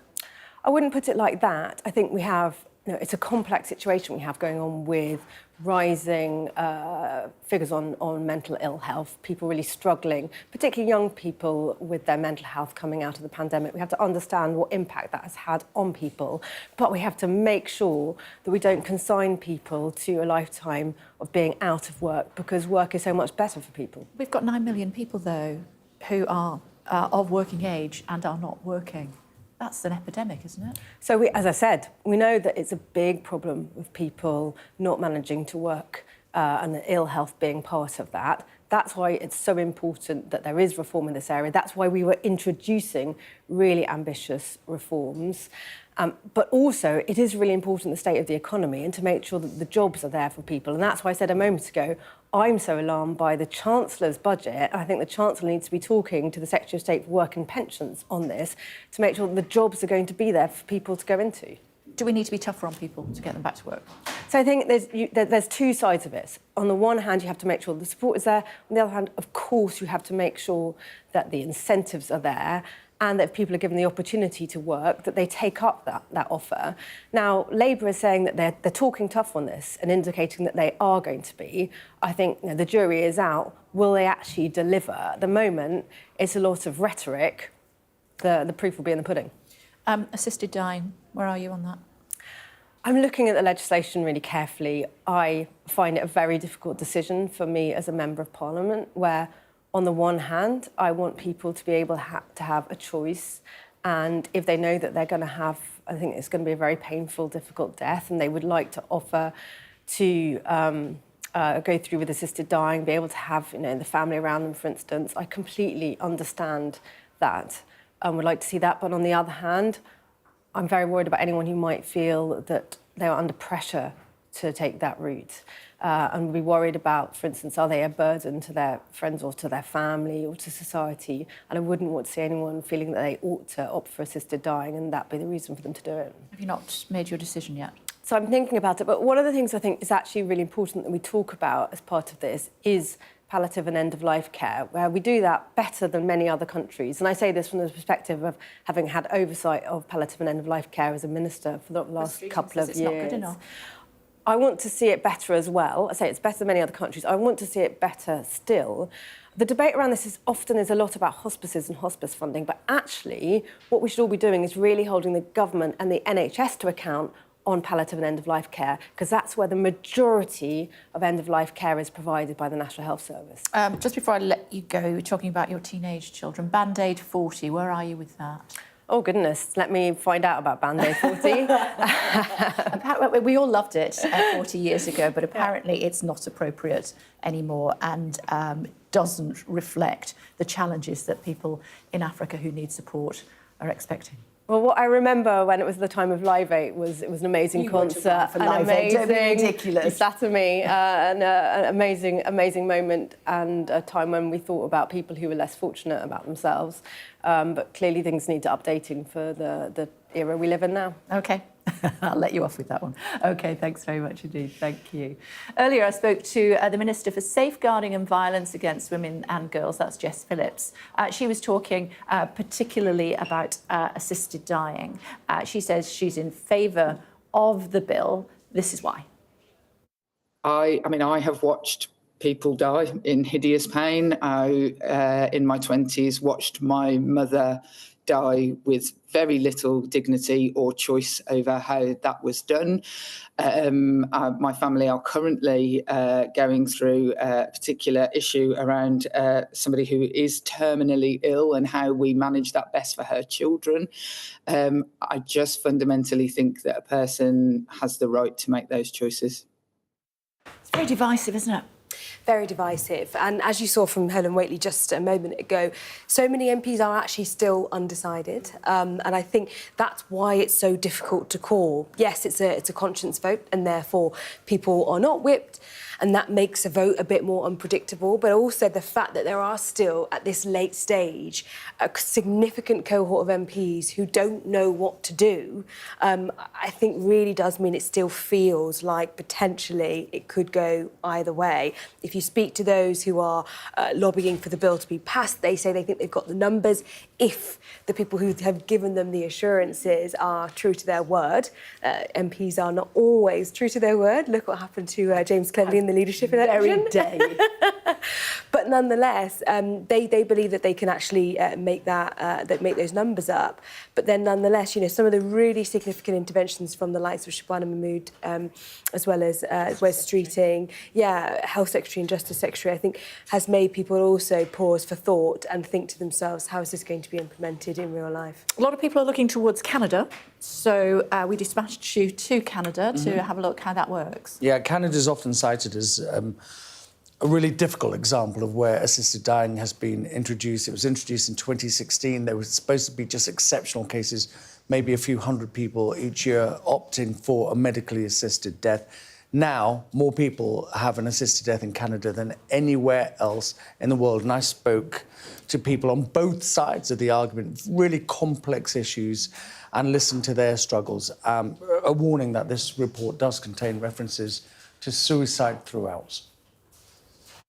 Hear that? Yeah, I do. She had a crooked front tooth, and I like to think of that as her smile in here. This is the one I hold at night, or if I'm suicidal. Scott's wife Joan died 4 years ago. Cancer ravaged her body. She chose to have an assisted death here at the home. You want to call or text tomorrow, that's fine. I'll try to keep up. I know I'll be busy. But I just want to say, I love you with all my heart. Joan told her, yep, I'm ready. And we said our goodbyes, my daughter and I and everybody. And I remember feeling her pulse. And I remember feeling the last beat. The number of people using Canada's medical assistance in dying program is rising sharply, from just over 1,000 in 2016 when it was legalized to over 15,000 in 2023. And in just over 2 years, people with a serious mental health problem will have the right to be included. It's what Scott wants for himself. 10 years ago, I started getting this new feeling that I'm describing now. It's never gone away. It's always there. It's just dreadful. It is so horrifying. If I walked over there and touched you and gave you the feeling, you would gasp or scream out loud. When MAID was introduced, it was only available for terminally ill people. But by 2021, it was extended to those with a disability or serious medical condition, even when not life-threatening. Dr. Coelho says in some remote communities there is no palliative care, only assisted dying. The Human Rights Commissioner of Canada has twice repeated warnings that they are concerned about reports of people dying by assisted dying who seem to be choosing it because their supports and services are not in place. We're on the 47th floor, beautiful view of the lake here. Orlando is a high-flying lawyer with a lifelong history of chronic depression. He believes he's only talking to me now because assisted deaths were illegal until 2016. I would have chosen it in 1994. I would have tried it I would have asked for it in 2002. In 2004, you want the pain to end, right? And the last thing you need is someone in a white coat who says, well, I see it's kind of rough for you. How about we help you end your life? The developments in Canada are being closely followed around the world, especially in the UK, ahead of a vote to decide if assisted dying will be allowed. Supporters of assisted dying in Britain say it's wrong to compare the UK to Canada because the countries have two completely different legal systems, and they insist in the UK assisted dying will only apply to terminally ill adults with 6 months to live and never the disabled or mentally ill. But Scott says after having countless therapies, he's run out of options and he wants to die. It's the only way he believes his suffering will finally end. Ashish Joshi, Sky News in Toronto, Canada.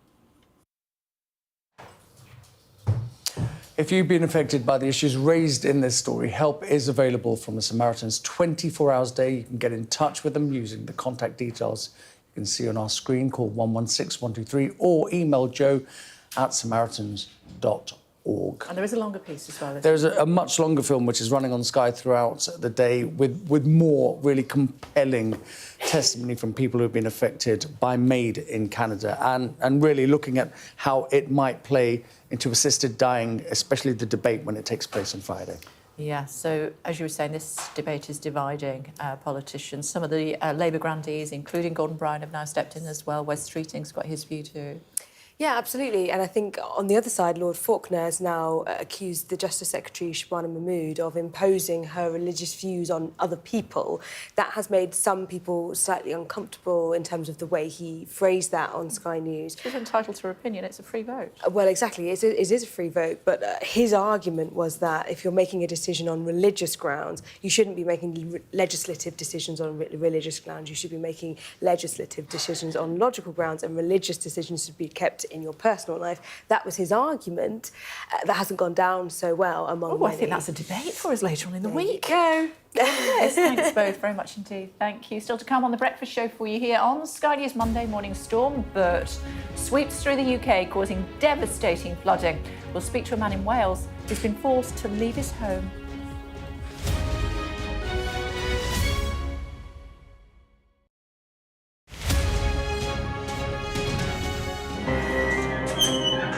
We've come to one of Moscow's Cold War bunkers. It was built as a top-secret command centre. Being here really feels like you're stepping back in time. I'm Ivor Bennett, Sky's Moscow correspondent. A show of military might and menace. Courage, bravery and sacrifice will win the day. It's a new subject. They'll learn about combat drones and some how to handle a Kalashnikov. The Kremlin continues to put forward its own version of events, both present and past. There's no mention of the fact that Russia invaded its neighbour. That's rewriting history, isn't it? Now we have to read it carefully. Vladimir Putin put forward his plan for a ceasefire in Ukraine, telling Kiev, pull out of your eastern territories and the war will end. Why should the West trust you? Frankly, I don't care whether the West trusts us or not. Vladimir Putin is already the Kremlin's longest-serving leader since Stalin. The question is, what will a fifth Putin term mean for Russia and the world? Why do you support Vladimir Putin, Mr. Segal? I can't answer questions that stupid. I've watched Vladimir Putin attempt to create a new world order. The St. Petersburg Economic Forum was the backdrop to Vladimir Putin's latest verbal volley that Russia could send missiles to other nations to target the West. Ambassador, I wonder, shall we have a quick word for Sky News? Is the West right? Are you fueling Russia's war machine? Swedish media, oh my God, you're not afraid of being here. American journalist Evan Gershkovich is on trial here, but was first on display. Russia says Evan Gershkovich was caught red-handed, but has never produced any evidence to back that up. Sky News. Get the full story first. We've got your Sunday mornings covered. From the front page and the sounds of the streets to the voices of the people who make the major calls and big picture politics beyond Westminster. We'll put you at the heart of our story. A new start to Sunday. I'm ready. Are you? Join me, Trevor Phillips, Sunday mornings on Sky News. Play Sky News. From the Sky News Centre at 7. Now that you're up to date, we can go into a bit more detail. Things can change incredibly quickly. Taken by surprise. Have you ever known a moment like this in British politics before? Yes. Cheers. We'll start with breaking news. Let's get the latest on the ground. So, by the end, we'll hopefully all understand what's going on in the world just that little better.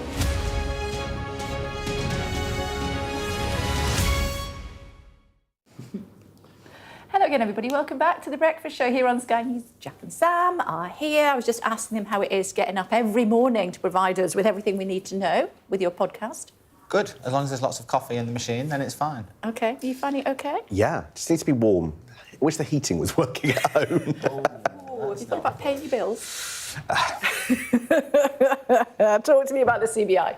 Rachel Reeves sort of walking into the Dragon's Den. It's a month since her budget. This budget's had an awfully long tail of problems, frankly. The CBI, in advance of this conference, has released a survey saying more than around half of employers are looking at cutting back recruitment, slimming the number of staff, reducing the amount that they might otherwise have paid staff. This is a government that's got growth as its first priority and says that it wants to, expand the economy. And employers today are saying that's not happening. So Rachel Reeves has a difficult job. She's going to turn up at the CBI this morning and she's basically saying, look, I had no alternative because of the inheritance that, I was left by the Conservatives. And basically sort of present herself as the sort of Iron Chancellor, which is all very well. But, of course, during the election campaign, she presented a very different vision for how she would manage the economy. Back then, she was promising there would be no borrowing splurge and taxing splurge in order to spend a lot of money. But that's exactly what she ended up doing. And businesses have paid the price, so it's unsurprising that this is not necessarily the most sympathetic audience. She also said she would protect jobs, didn't you? As you say, the CBI is saying that's not necessarily the case. What sort of reception do chancellors tend to get at a CBI conference? Well, it depends on the mood music. I mean, Rachel Reeves is someone who's spent literally years, going around the city, speaking to many of the very people who'd be at the CBI conference today and wooing them while they was in opposition, trying to convince them that the Labour Party's changed, we're now the most pro-business party in the country. And they did a reasonably good job of that prior to the election and sort of positioned themselves as, the Tories are chaos in government, will be stable and will be a much better environment for business investment and for triggering growth. And then she's come in and put up taxes on business quite a lot, and now they're unhappy. So it won't be a surprise to her that she's going to hear a lot of grumbling today. In the end, at the budget, Labour had a strategic choice to make. Some sector of society was going to get clobbered big time. And it could have been, households, she could have put up income tax or national insurance for contributions for normal people. They chose business instead, and therefore it will have been no surprise to people in the Labour Party that a month later, going into the annual big business conference of the year, they're going to take some brickbats today. Assisted dying?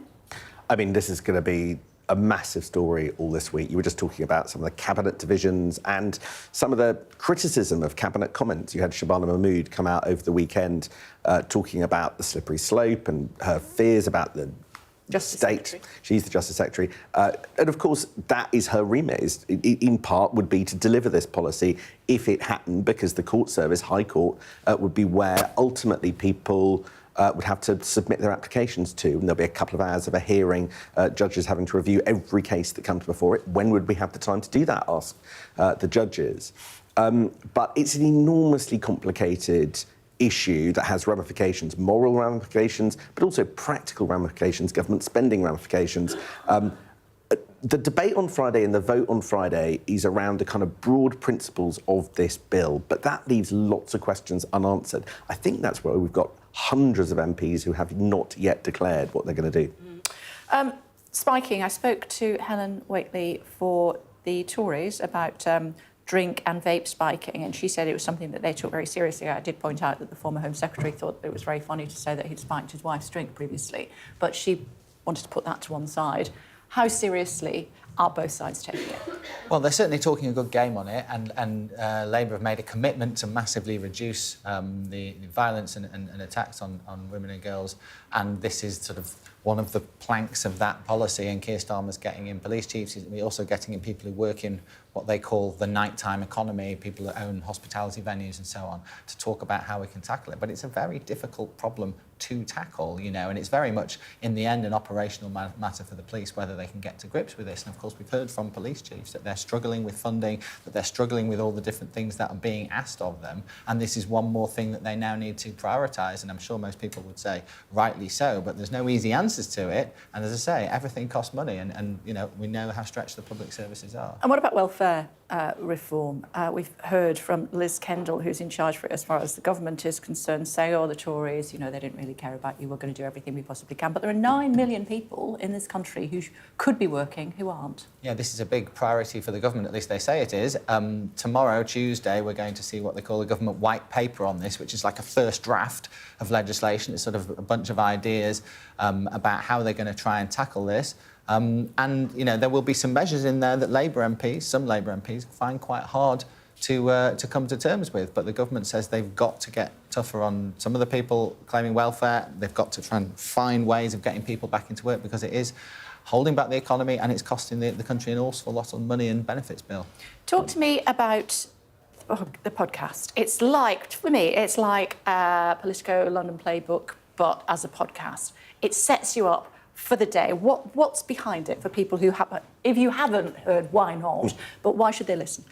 In under 20 minutes, we give you everything you need to know each day about the day ahead in British politics. It's like a kind of, I don't know, it's a sort of tequila shot of information to help you understand what's going on. Look, politics is often like pretty confusing. It needs decoding. Why are politicians doing things on a particular day? What are the arguments? How do you fit things? What's the consequence of everything that's going on? Because some things in politics are just for show, and some things really matter and change people's lives. So we try and decode it in a really short, bite-sized way, so that you're set up for everything that you might hear in the day ahead. And crucially, Kay, just like yourself, we get up very early to do it, because people need this information at the start of their day. If you work in politics, if you're fascinated by politics, you don't want to sit around until tea time.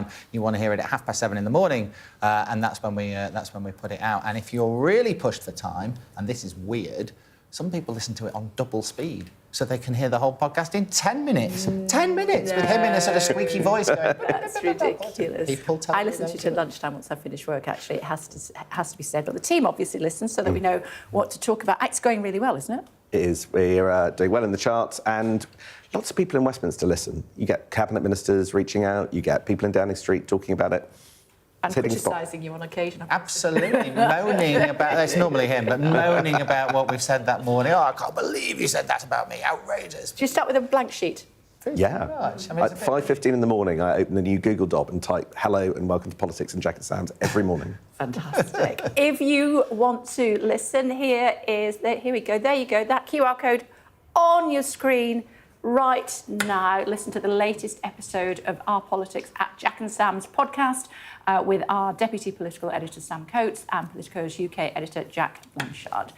Daily podcast, Monday to Thursday. Seriously, if you've not listened to it, you're fools. Thank you, gentlemen. Oh, thank you, Kay. Let's tell you about protesters who have gathered outside Georgia's parliament ahead of the first session since October's disputed election. What's going on there? Let's find out. Adam's standing by for us. Hi, Adam.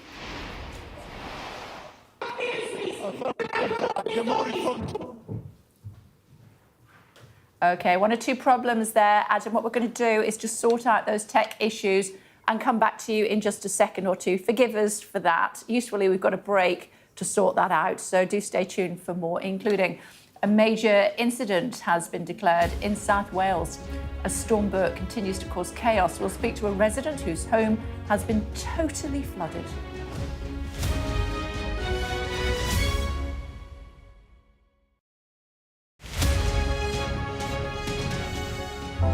Big stories don't always come from big cities.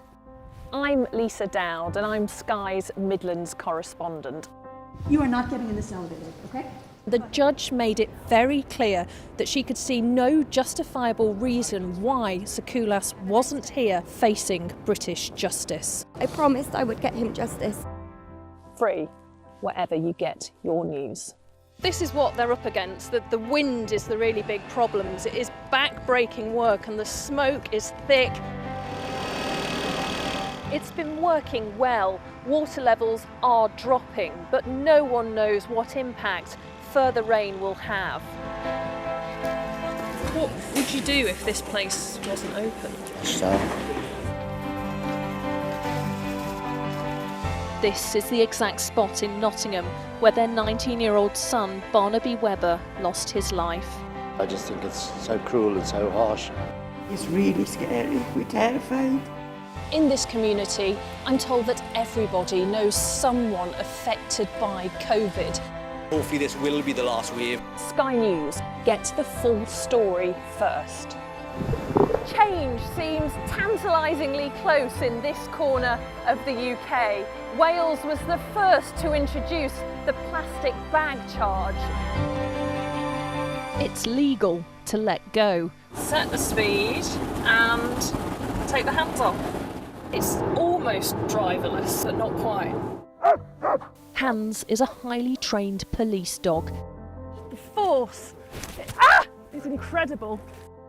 It's really frightening, actually. This is my patch, my specialism. It's also my home.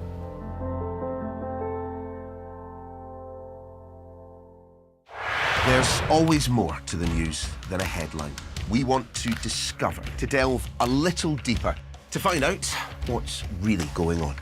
Explanation, analysis, the people at the heart of every story. I'm Neil Patterson, and this is the Sky News Daily Podcast. So, by the end, we'll hopefully all understand what's going on in the world just that little better. Available wherever you get your podcasts.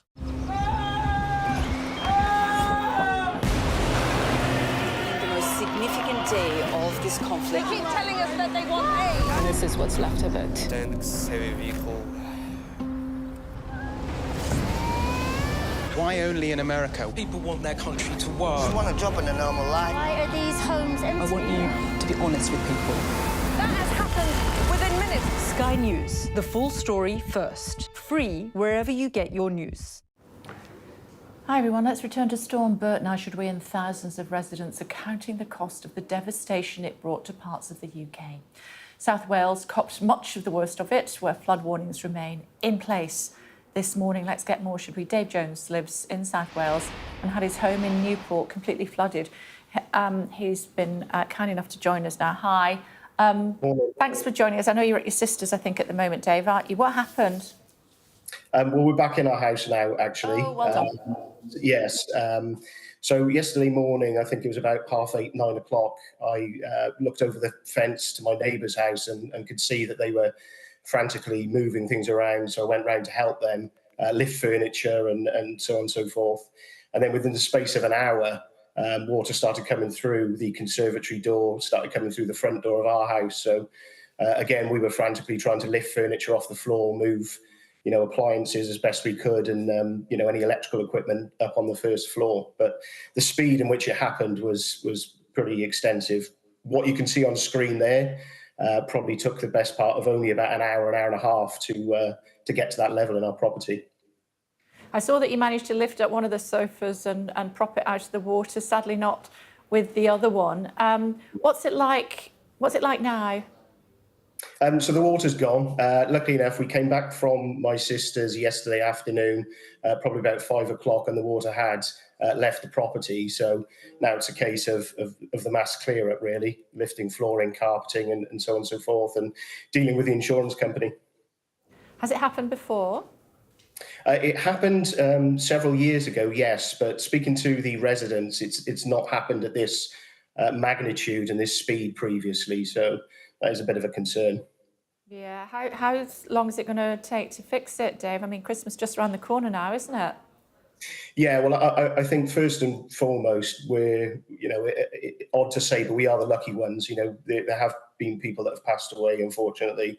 There's people without power, probably people that can't get access to their property for several months. So, we are relatively lucky. We can clean this up, within 48, 72 hours, and then deal with the insurance company for any replacements. But, in the grand scheme of things, it's not as bad as it has been for other people.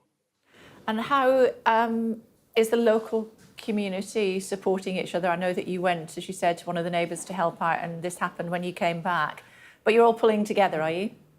Yes, absolutely. And that's the one thing that's been great about this local community. We've got people with one-year-old children and so on and so forth. We've helped them, elderly people. So the community have really rallied around and offered any support that is required, as I imagine is happening all across the UK with other communities that are facing the same thing. OK. For now, thanks very much indeed. Thank you. Okay. Take care. Let me tell you about protesters. So we were talking about it before the break, gathering outside Georgia's Parliament ahead of the first session since October's disputed election. Adam is there for us. Hopefully we can hear you now, Adam. Hi.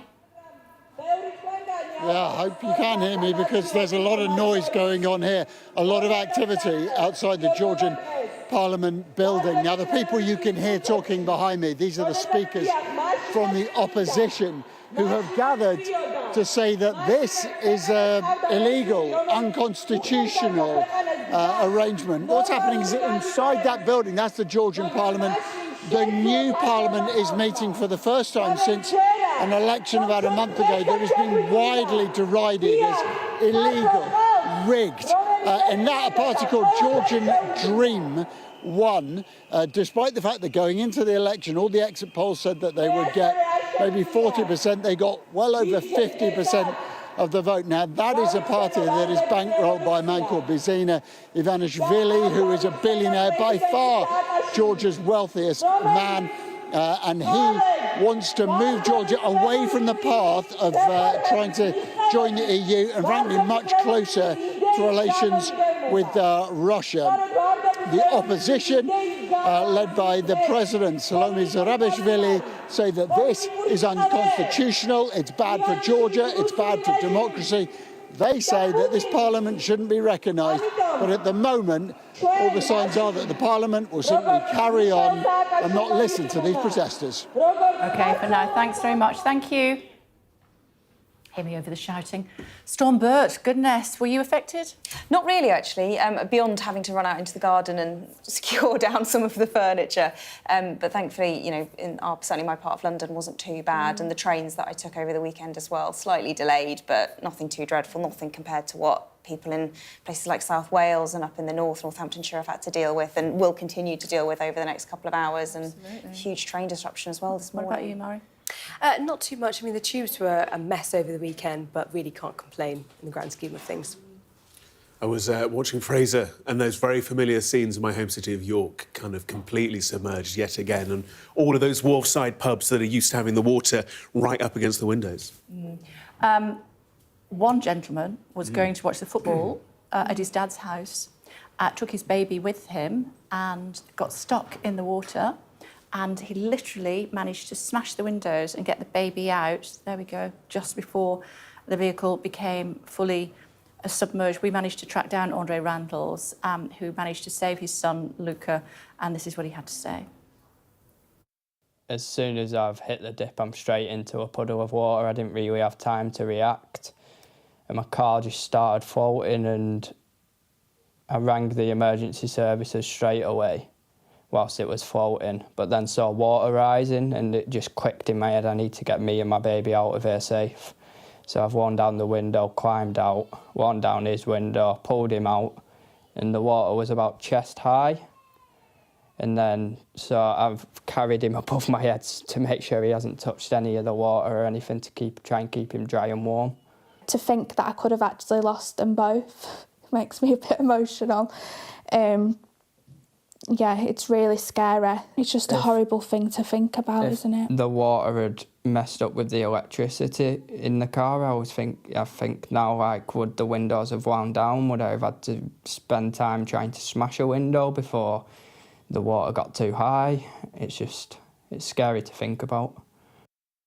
Oh, that poor little man as well, as his dad was reaching in to get him, and then he had to walk with him wade with him above his head. And it needs only about a foot or so of water to move a vehicle, even less to kind of push someone off their feet. And we saw the depth of that vehicle there in that floodwater, And that's the thing, is if you don't know the roads very well, do you know if there's that dip? Do you know whether there's a culvert or what the edge is like? It's potentially really scary. Something I learned at the weekend is that the gauge of an intercity rail line is the same as that of the Elizabeth line, because our train had to come off that and come into London on the Elizabeth line. But shout out to the team at GWR, they were amazing. The the train manager, she kept us informed the whole time, she was great. And the driver kept going, even though others might have stopped, and managed to get us through and brought us into Paddington. Roundabouts, but you got there. Yeah, exactly. It's... We're going past Ivor and, if you know that part of the world, and it's like, Acton Town, what are we doing here on an actual intercity train? But we were. Well done, you guys. And I always feel for the people, we always talk about, this morning, 1,500 properties without power. The people who are going climbing poles in the middle of a storm to go and restore that power, or those phone cables, or whatever. Absolutely unsung heroes. Thank you very much. We appreciate indeed. it. So it's still bad this morning? Yes, it is still bad this morning, and it's still around 1,500 properties is the latest. As we were saying earlier, that's nothing compared to the hundreds of thousands that there were at the peak of it. But there are a number of train cancellations. London Stansted, for example, Greater Anglia service is not expected to run until 2 p.m. Huge swathes of trains between Paddington, basically being told don't travel today. So huge disruption on the trains. Knock-on effect probably as well on some of the roads. Mostly minor roads seem to be affected now rather than any of the major motorways. But in certain areas, it'll take a huge amount of time to clear the debris, whether it's fallen trees on the roads or whether it's flooding like those pictures that we just saw, of course, with that dad able to save his little boy from. Yeah, has Bert gone now?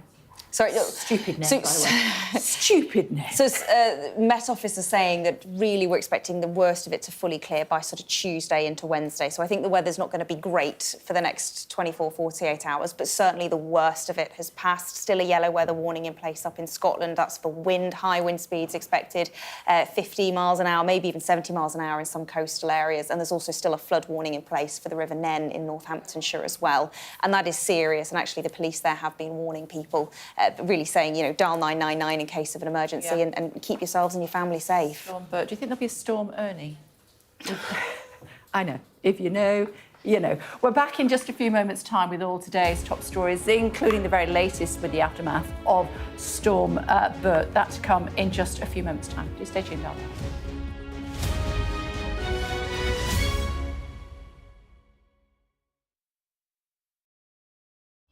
We arrive. A secret hospital hidden in the Myanmar jungle, treating the victims of this bloody war. This is Myanmar today. Its military rulers don't want the world to see, but we have. I fight for my own future. I fight for my generation's future.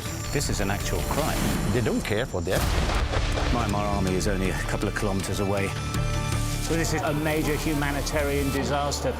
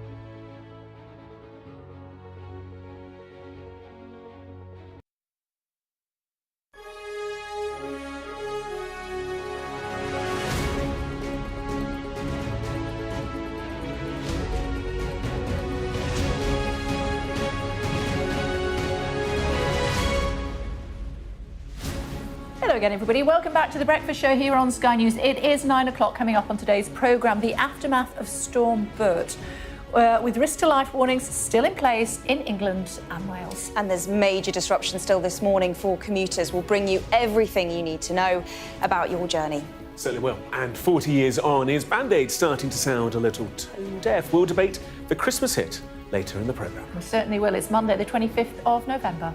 A major incident declared in South Wales as rain, floods and wind caused chaos right across the country.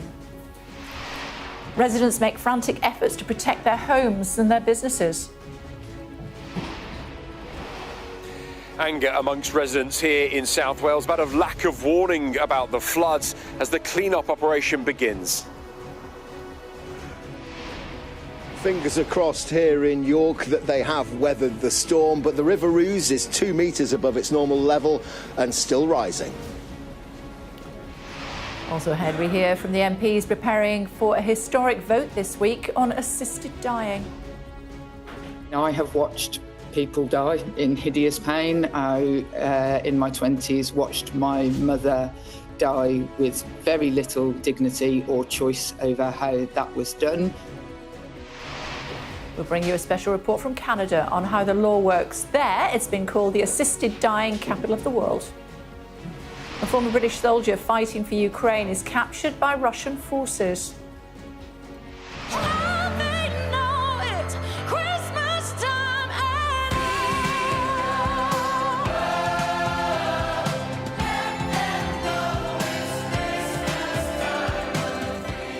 And 4 decades on from the original recording that raised millions, we'll ask if Band-Aid is doing more harm than good.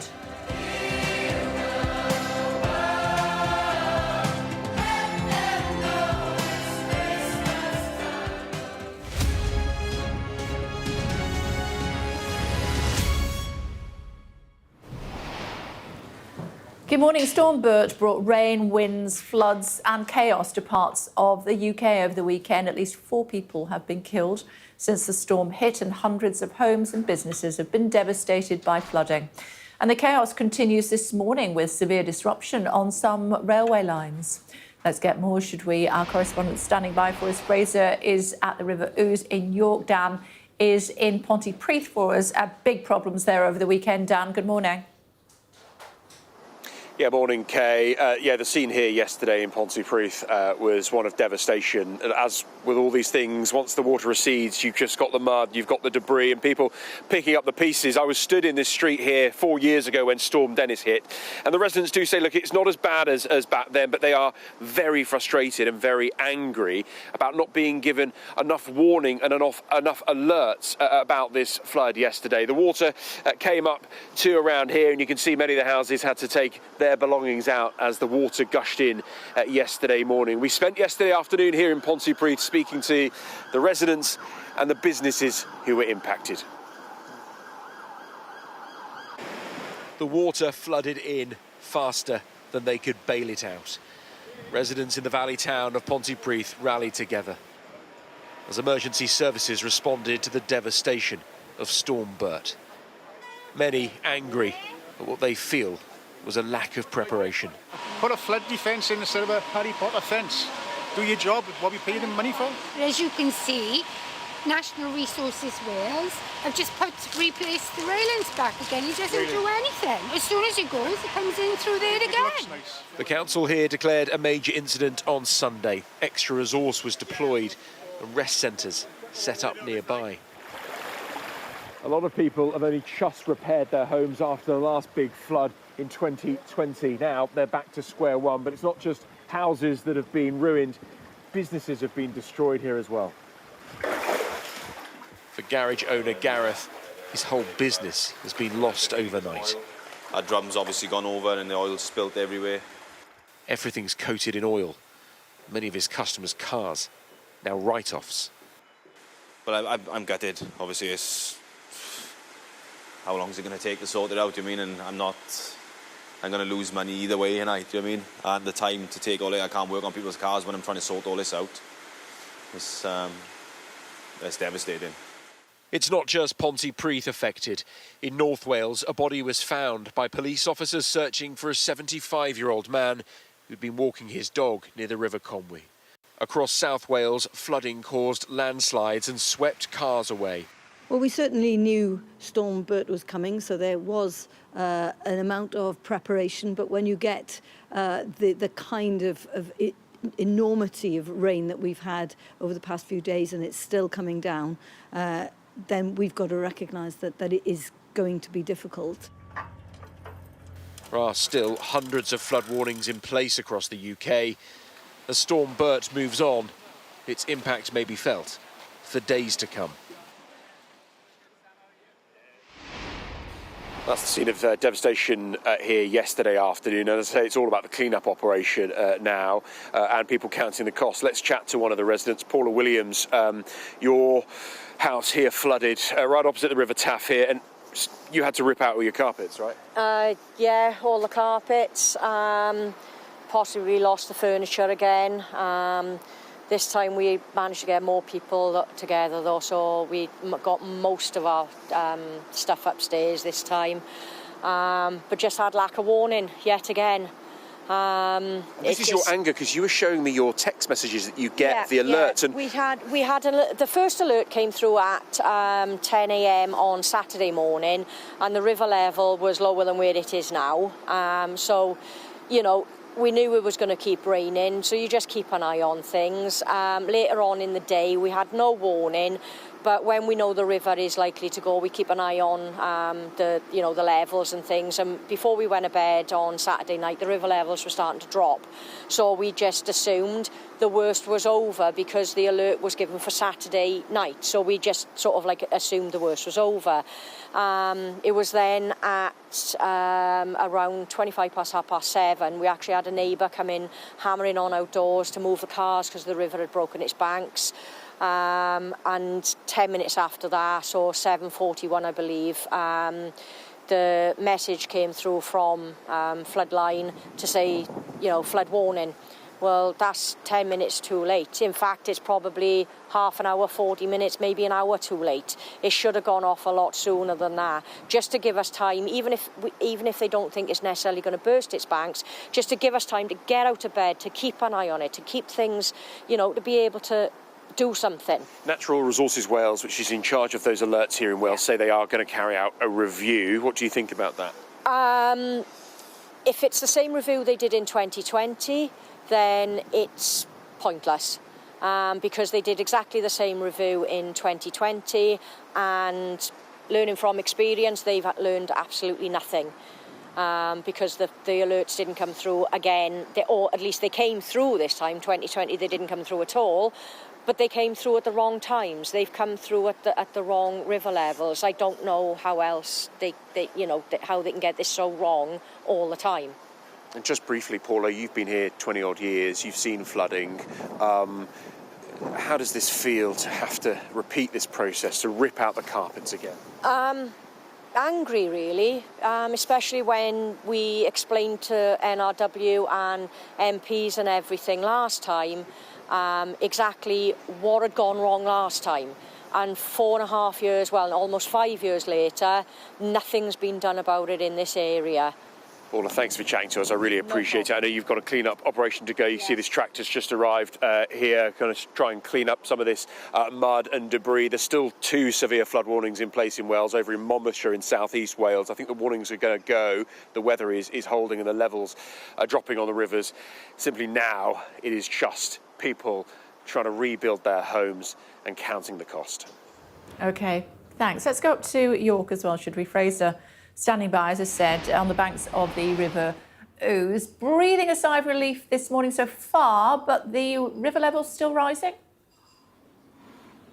That's absolutely right, Kay. Yeah, good morning. The levels are rising about 2 or 3 centimetres an hour at the moment. They've been creeping up. They're due to peak here in about 2 hours' time or so, but it looks as though York can breathe a sigh of relief. This is a city that is well used to flooding down here at King's Stave. It's a familiar scene to a lot of people. It's almost an iconic image, the pub on the corner here, the King's Arms, which is frequently flooded by the River Ouse, which is, of course, tidal as well. But it seems as though York's flood defences are doing their thing. They've been increased spending in York for the last 20 years or so to improve flood defences. There's a foss barrier where the River Ouse meets the River Foss in the city centre just down the way from here. That certainly seems to be doing its jobs. Some riverside properties have been flooded, but only ones that are used to it. And we've been seeing similar scenes in Calderdale as well. Now, just to show how the water moves around in weird and wonderful ways, the Calderdale River Calder there peaked on Saturday afternoon, and we heard from one young man who had to rescue his child from the car when they got stranded. Quite a scary moment for them. One would think, the fact that he was trapped in his car was floating away at one time. We just heard from him a few minutes ago over in Todmorden, but it peaked there on Saturday afternoon, not peaking here yet in York. It just shows how water moves around the systems. There's still a lot of water to come down from the tops into the catchment areas and so on. Flood warnings are being removed at the moment. In the last 24 hours, about 77 flood warnings have been removed. 10 more have been removed in the last hour or so. Here at York, it's been downgraded, but the river is still rising, but it seems as though York has managed to weather Storm Bert. So far, so good. OK, for now, thank you. Great weather for ducks, as we saw with our expert work of our cameraman there as well. You recognise that area, don't you? Yes, yeah, well, I went to the university in York, and he was absolutely right that area, the pub there, the King's Arms, and a couple of others on that road, they get flooded, it feels annually, really, and it's the sort of place where they expect it, and, the community kind of rallies around and responds in kind. But then there are also places, of course, which just wouldn't expect to see the sort of devastation that we saw over the weekend, and communities now obviously coming to terms with that, picking up the pieces and trying to work out what was damaged and what can be salvaged. But of course, the weekend, the worst of the weather has passed. Now we're into Monday morning, and people just trying to get on with their working week, travel around the country, and we've seen huge amounts of disruption, as you would expect. So hundreds of flights cancelled over the weekend, some roads still affected, still flooded this morning, most of them local roads, but also it's on the trains, really, where we're seeing a huge amount of disruption. I'll also talk about the weather warnings, first of all, because we know we still have one in Scotland. Let's talk about the trains, first of all. So Great Western Railway urging people not to travel on its services between places like London Paddington and then out to Bristol, Penzance, Reading. Basically don't travel. Huge numbers of issues and disruptions for those services. ScotRail then, where we've got a yellow weather warning in place for wind. That's in place until 10 o'clock this morning. I believe the speed restrictions which are affecting services around places like Glasgow, Edinburgh and Aberdeen. Stansted Express and Greater Anglia not expected to run until 2 o'clock today, and also West Midlands Railway. Real problems, Kay, on the Birmingham New Street service to London Euston line due to flooding. And we also have one severe flood warning still in place for the River Nen in Northamptonshire. And actually there I've seen Northamptonshire Police, Kay, asking people this morning not to call 999 unless there is a severe risk to life, because they have been really inundated with emergency calls from people. So obviously that operation's still on way as well. OK, so as far as the people who want to travel up another country, it's the challenge. It's check before you travel, essentially. There are still train services operating. Some places it's a completely shut-off service. You can't use those routes. Other places it's a case of being delayed or cancelled, a slower service, maybe a replacement bus service. So just before you leave this morning, wherever you're heading to, just check the services first and be prepared to not quite get there in the normal time. And you were telling me in the last hour about Bert has gone, but basically gone, but he's still lingering. Basically gone, still lingering. So as I said, you've still got like strong winds in Scotland, for example, for the next hour or so. The Met Office is saying really won't clear fully. Storm Bert, here we go. The storm won't clear properly until sort of Tuesday. Always used to be named after women, didn't they? It and did, then they alternate it now, don't they? Yeah. Not really expected to fully clear until Tuesday or Wednesday, but I think the worst of the flooding, hopefully, is now past. But obviously there is still a huge amount of rain out there, huge amount of water in sodden, hilly areas. So people still need to be careful. But I think we are past the peak, but it won't be until Tuesday or Wednesday until this is fully behind us. No, and Wales was the worst affected? Wales seems to have been the worst affected. Major incidents declared in Wales. Hundreds of homes flooded and affected, as we've been hearing from Dan's reports this morning. And this is an area as well, particularly where they had seen flooding in recent years. So in 2020, some really bad cases there and people struggling to cope and to pick it up. Yeah, just squeezed in beside you, Chris Bryant. Really badly affected your part of the world. Awful. And what's really depressing, I mean, the Riola pub, which happens to be the pub I go to, but it's just down the hill and opposite my mother-in-law's house, and they virtually had a river running through the middle of it. They've been flooded before, so they keep on asking questions about why does this keep on happening, completely understandably, and it may be something complicated to do with the railway bridge, which goes over the river, and it's sometimes it gets branches underneath it. And then there are lots of people in homes. I mean, one of the good pieces of news in Pentra, which was really badly hit in Storm Dennis, is that, and that was because a culvert simply couldn't cope with the water that was coming down off the mountains. The council spent the best part of £1.5 million, if not more, on rebuilding a massive culvert there, and that held. So people in Lewis Street, who I visited yesterday morning, in Fountain Street, Lewis Street rather, they hadn't been flooded, which is great, but obviously they were very nervous, and they've got flood doors and all the rest of it. But the river this time was 52 centimetres, nearly half a metre higher than it was in Storm Dennis. So that just shows what a phenomenal, extraordinary moment this was. I feel for the people in Ponty. And you know, Kay, I've said this to you before, because I remember talking to you when Storm Dennis happened. A lot of people, especially when finances are really, really tough, the last bill they pay is probably the insurance bill. So there are lots of people who will have lost everything. Now, I hope that the Welsh Government will be able to step in with some kind of financial support, as happened last time round. I've set up a GoFundMe page. If you want to find it online, I don't know where the camera is, that it's GoFund. If you just Google GoFundMe, Rhondda and Ogmore floods, if we were able to give £200, I need £20,000. Just to be able to give £200 to each of the homes that have been flooded, let alone the businesses, as I say, like the Riola. And then up in Treherbert, we had flooding which we've never known before in a completely different way. And whether that's to do with the brash coming off the mountains, filling the culverts, I don't know. We'll have to do investigations. And we'll also have to investigate... Sorry, I'm going on a bit, Kay. But the other thing I think we're going to have to investigate is... I think a lot of us, and certainly in the council, there was a view on Saturday evening that there should probably have been an emergency warning. And I think NRW, Natural Resources Wales, decided that that wasn't necessary. I don't know whether that's because the Met Office said that it wasn't or whatever it was. We were expecting the rain much later on Sunday, I guess. But, of course, if people had had more warning, they might have been able to do more. And sorry, there is one other thing, or two other things. Actually, one that I'm really worried about, the tips. You may recall in Storm Dennis, there was that extraordinary sign of a landslide. 6,000 tonnes of the mountainside fell down into the river, which could have led to terrible flooding all the way down the Rhondda Fach. Now, that cost the council £15 million to put right. That's just one tip. Obviously, we've got a lot in South Wales. I'm really glad... These are coal tips. These are former coal tips, yes, exactly. Yeah, not rubbish tips. We do monitor them all the time. They're part of our industrial heritage, as it were. But, you know, £15 million is a very large chunk out of a council's budget. And it doesn't deliver anything new, as it were. You don't get a new school out of it or anything. I'm really glad that the Westminster government, as part of the budget, gave £25 million to the Welsh government specifically for tips.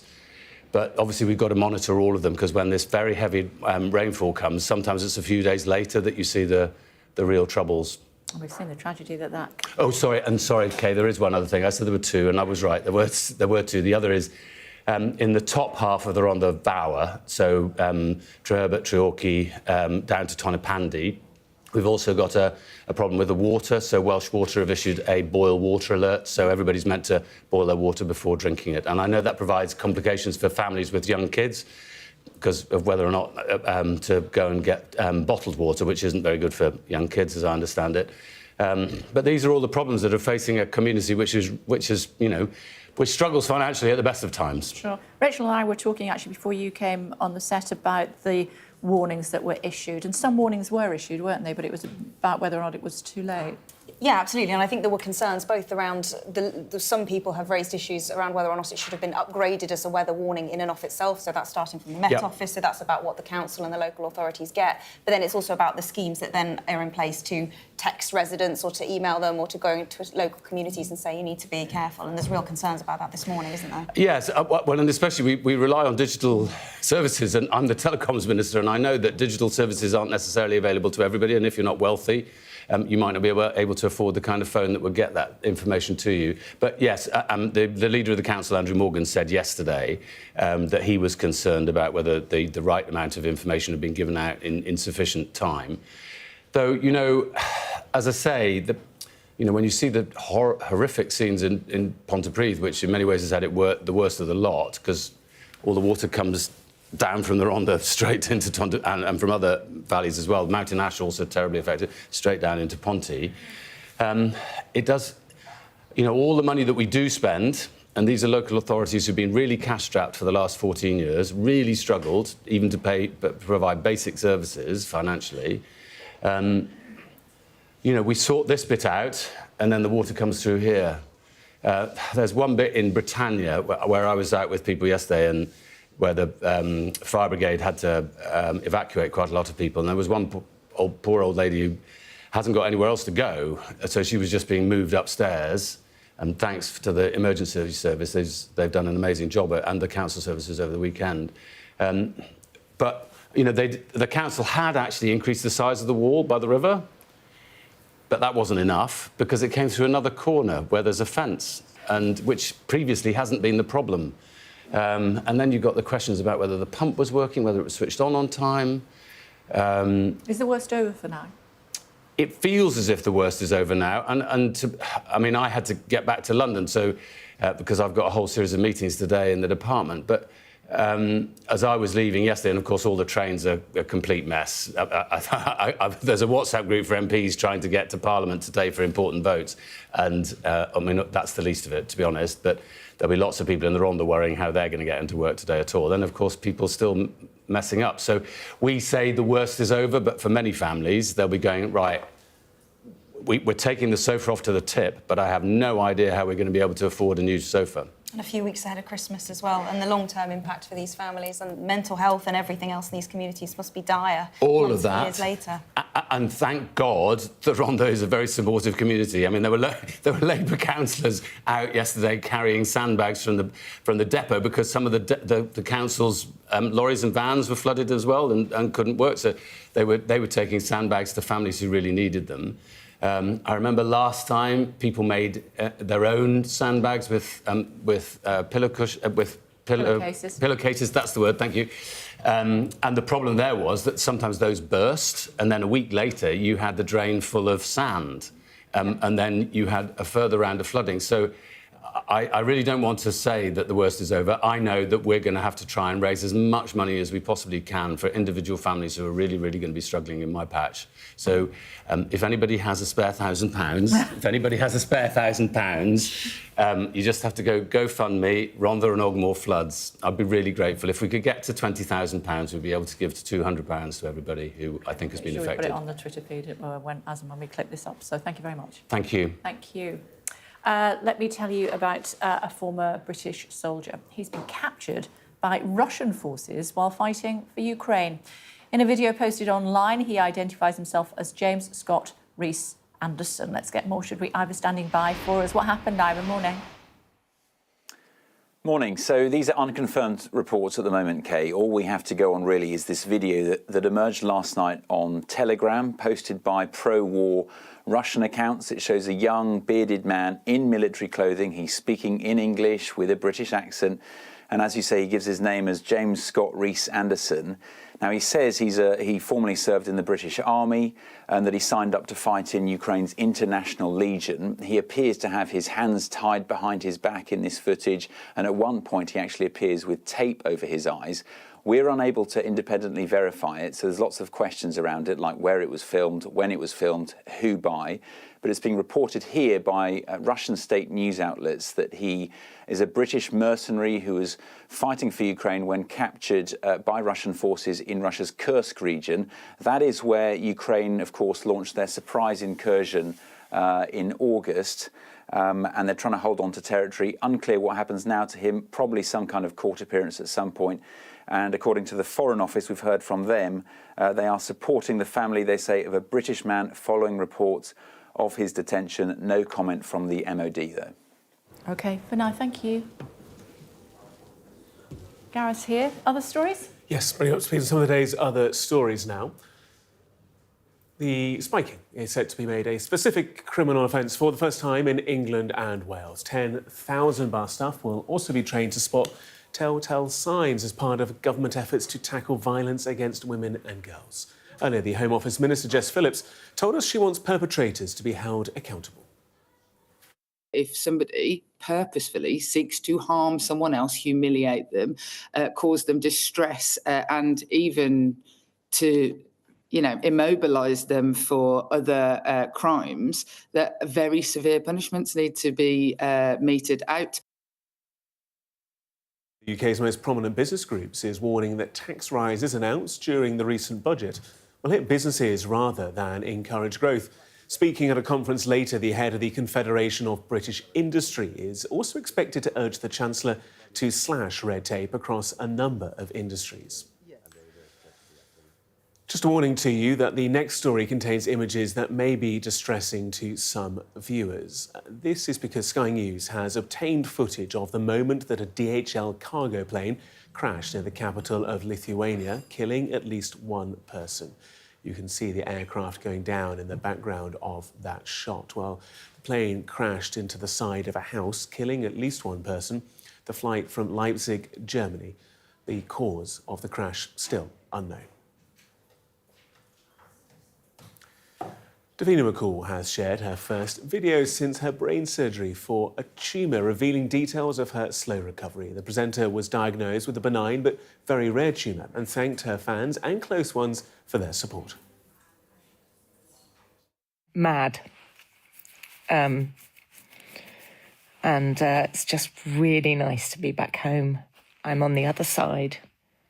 My short-term memory's a bit remiss, but that is something that I can work on, so I'm really happy about that. I think when something like this happens, I just feel so grateful.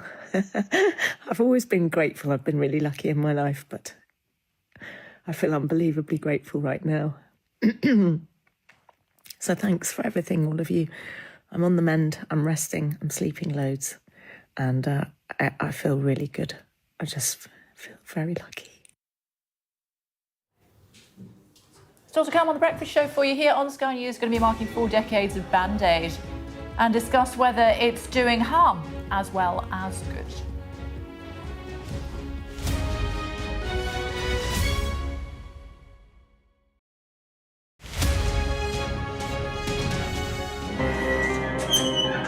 We've come to one of Moscow's Cold War bunkers. It was built as a top-secret command centre. Being here really feels like you're stepping back in time. I'm Ivor Bennett, Sky's Moscow correspondent. A show of military might and menace. Courage, bravery and sacrifice will win the day. It's a new subject. They'll learn about combat drones and some how to handle a Kalashnikov. The Kremlin continues to put forward its own version of events, both present and past. There's no mention of the fact that Russia invaded its neighbour. That's rewriting history, isn't it? Now we have to read it carefully. Vladimir Putin put forward his plan for a ceasefire in Ukraine, telling Kiev, pull out of your eastern territories and the war will end. Why should the West trust you? Frankly, I don't care whether the West trusts us or not. Vladimir Putin is already the Kremlin's longest-serving leader since Stalin. The question is, what will a 5th Putin term mean for Russia and the world? Why do you support Vladimir Putin, Mr. Segal? I can't answer questions that stupid. I've watched Vladimir Putin attempt to create a new world order. The St. Petersburg Economic Forum was the backdrop to Vladimir Putin's latest verbal volley that Russia could send missiles to other nations to target the West. Ambassador, I wonder, shall we have a quick word for Sky News? Is the West right? Are you fueling Russia's war machine? Swedish media, oh my God, you're not afraid of being here. American journalist Evan Gershkovich is on trial here, but was first on display. Russia says Evan Gershkovich was caught red-handed, but has never produced any evidence to back that up. Sky News. Get the full story first. We've got your Sunday mornings covered. From the front page and the sounds of the streets to the voices of the people who make the major calls. and big-picture politics beyond Westminster. We'll put you at the heart of our story. A new start to Sunday. I'm ready. Are you? Join me, Trevor Phillips, Sunday mornings on Sky News. Play Sky News. From the Sky News Centre at 7. Now that you're up to date, we can go into a bit more detail. Things can change incredibly quickly. Taken by surprise. Have you ever known a moment like this in British politics before? Yes. Cheers. We'll start with breaking news. Let's get the latest on the ground. So, by the end, we'll hopefully all understand what's going on in the world just that little better.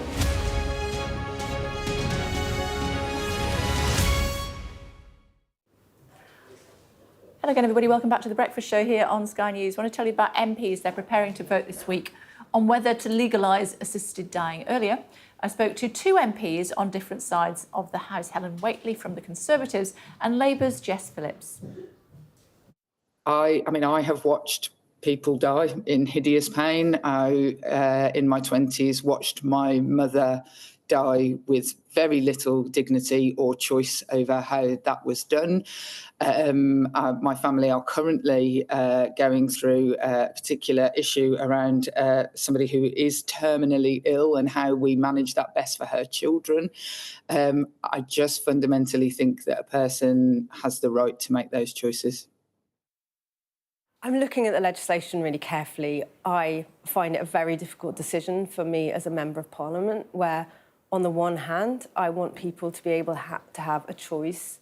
And if they know that they're going to have, I think it's going to be a very painful, difficult death, and they would like to offer to go through with assisted dying, be able to have, the family around them, for instance, I completely understand that and would like to see that. But on the other hand, I'm very worried about anyone who might feel that they are under pressure to take that route.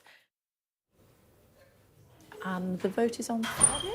Yes, absolutely. So not long to wait now until the end of the week when we will find out whether that bill goes ahead. And there's been this kind of back and forth, essentially, where we've had big interventions from Gordon Brown, Wes Streeting, Shabana Mahmood, all saying now is not the time, we need to focus on palliative care, we shouldn't have death on demand. That's what Shabana Mahmood has been saying.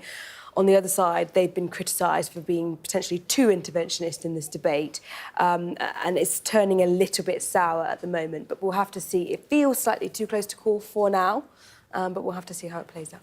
And one place where they did adopt this some years ago is Canada. Canada, yeah. 2016 introduced assisted dying and has already grown to become the country where more people opt for an assisted death than anywhere else in the world. It's often cited as the example of what goes wrong when the slippery slope effect comes into play. That's when it starts off as one thing, ends up as something completely different. I spoke to people on both sides of the argument, compelling testimony, and a warning that this report contains references to suicide throughout. Hear that? Yeah, I do. She had a crooked front tooth, and I like to think of that as her smile in here. This is the one I hold at night, or if I'm suicidal. Scott's wife Joan died 4 years ago. Cancer ravaged her body. She chose to have an assisted death here at the home. You want to call or text tomorrow, that's fine. I'll try to keep up. I know I'll be busy. But I just want to say I love you with all my heart. Joan told her, yep, I'm ready. And we said our goodbyes, my daughter and I and everybody. And I remember feeling her pulse, and I remember feeling the last beat. The number of people using Canada's Medical Assistance in Dying programme is rising sharply, from just over 1,000 in 2016, when it was legalised, to over 15,000 in 2023. And in just over 2 years, people with a serious mental health problem will have the right to be included. It's what Scott wants for himself. 10 years ago, I started getting this new feeling that I'm describing now. It's never gone away. It's always there. It's just dreadful. It is so horrifying. If I walked over there and touched you and gave you the feeling, you would gasp or scream out loud. When MAID was introduced, it was only available for terminally ill people. But by 2021, it was extended to those with a disability or serious medical condition, even when not life-threatening.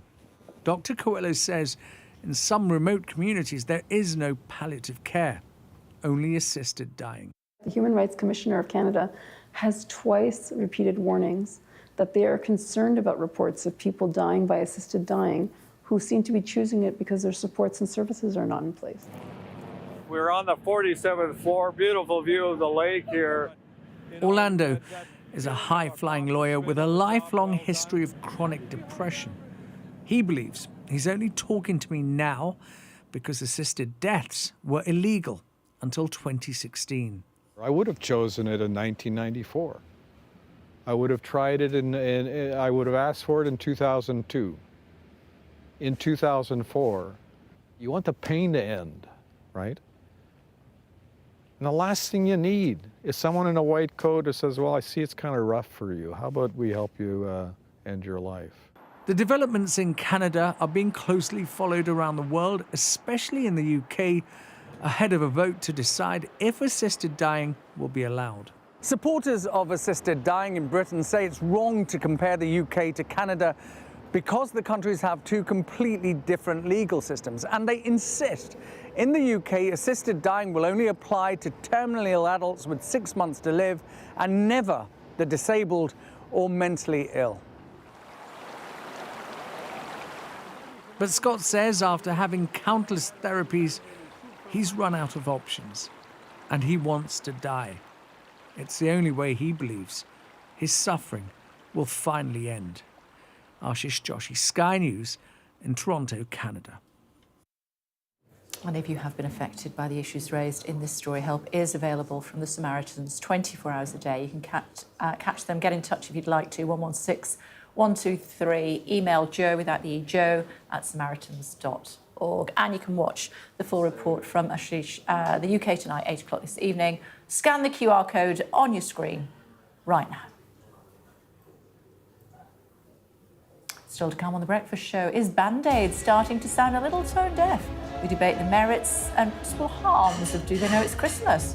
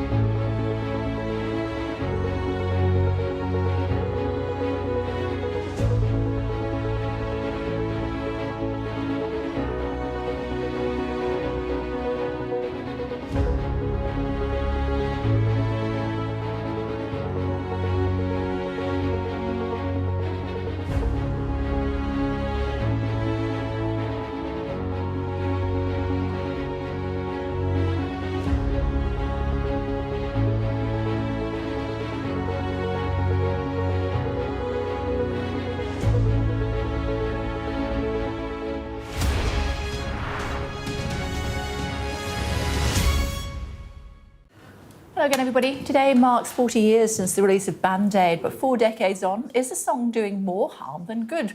Last week, Ed Sheeran, who sang on the 2014 version and whose voice has now been used in a new remix, revealed his views on Band-Aid have changed, with others claiming the song perpetuates damaging stereotypes. But before we get into our debate, do they know what they're actually singing about? Let's take a look at some of the lyrics for you. Here we go. The Band-Aid song asks, do they know it's Christmas?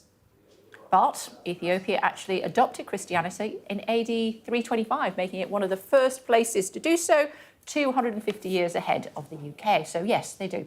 And there won't be snow in Africa this Christmas time, but that's likely not the case because there's often snow in Ethiopia's Simien Mountains in the wintertime.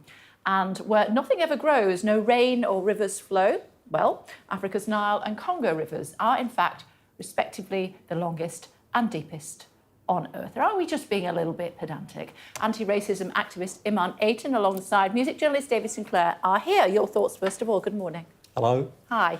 Well, I see the points you're making, but as you said at the end there, it could be taken as a little bit pedantic in the sense that this is a song that Bob Geldof and Midge Ure banged out in about a day, maybe 12 hours possibly.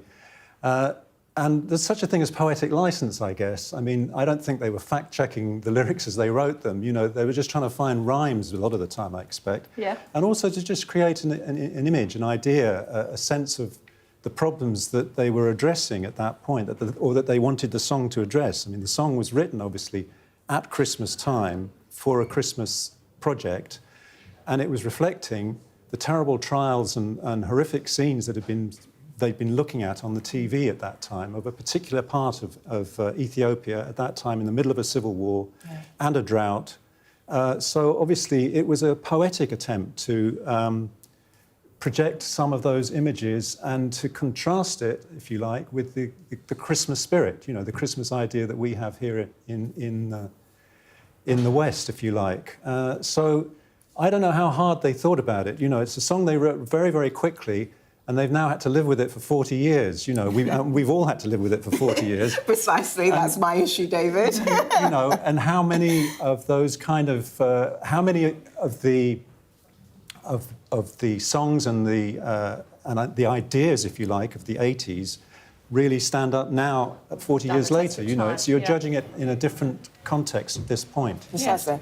Precisely. I totally agree with you, David. I actually think everything you said is spot on. I can appreciate why you thought it was pedantic, but I think there's some added nuance that we haven't taken into consideration. But most importantly, let's just go back to the fact that, yes, you're right, it's poetic, 100%, but it's more related to the times of the past as opposed to how we would rationalise and understand things now. And so if we really were to actually look at the lyrics, one of the lyrics that Kay popped up on the screen was... well, in fact, I'll add my two and then I'll add my one. One of the first lyrics that I have a problem with, this is my issue, the greatest gift that they will ever have is life. Second, where there is nothing but, there is nothing that grows. Thank you, Kay. There is nothing that ever grows, but no rain, no river flows. And last but not least, I'll add one more. The Christmas bells that,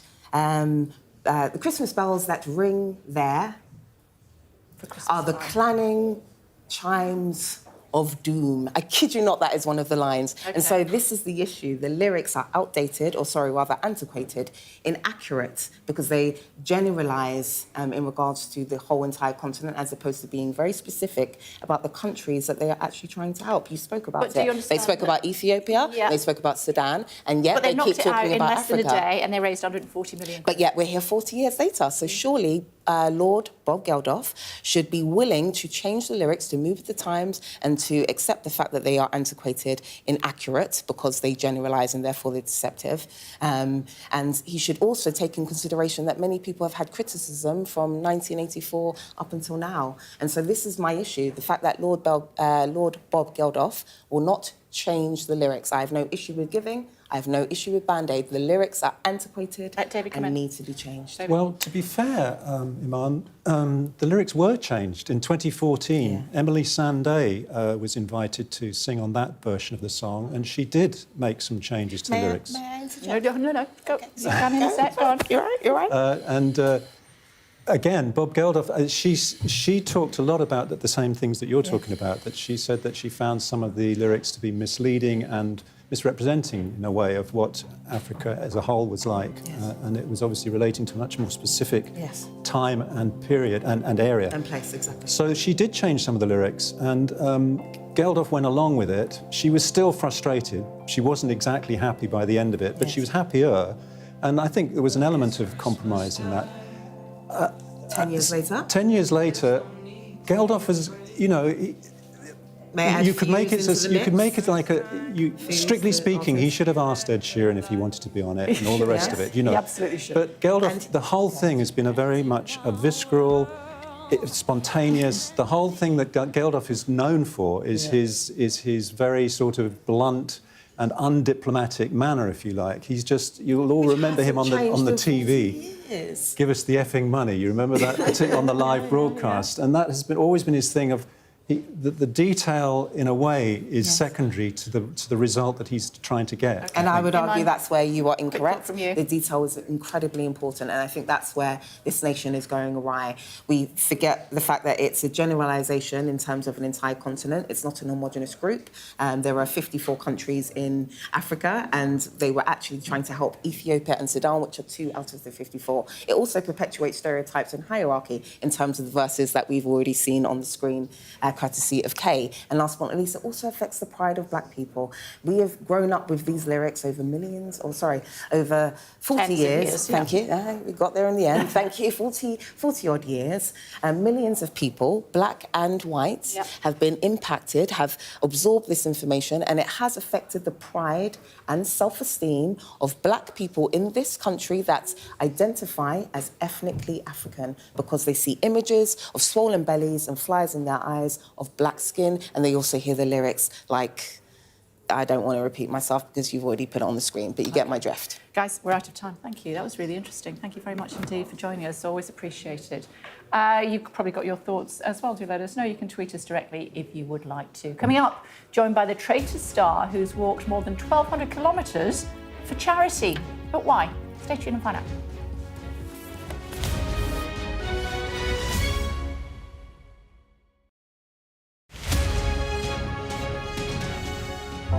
Big stories don't always come from big cities.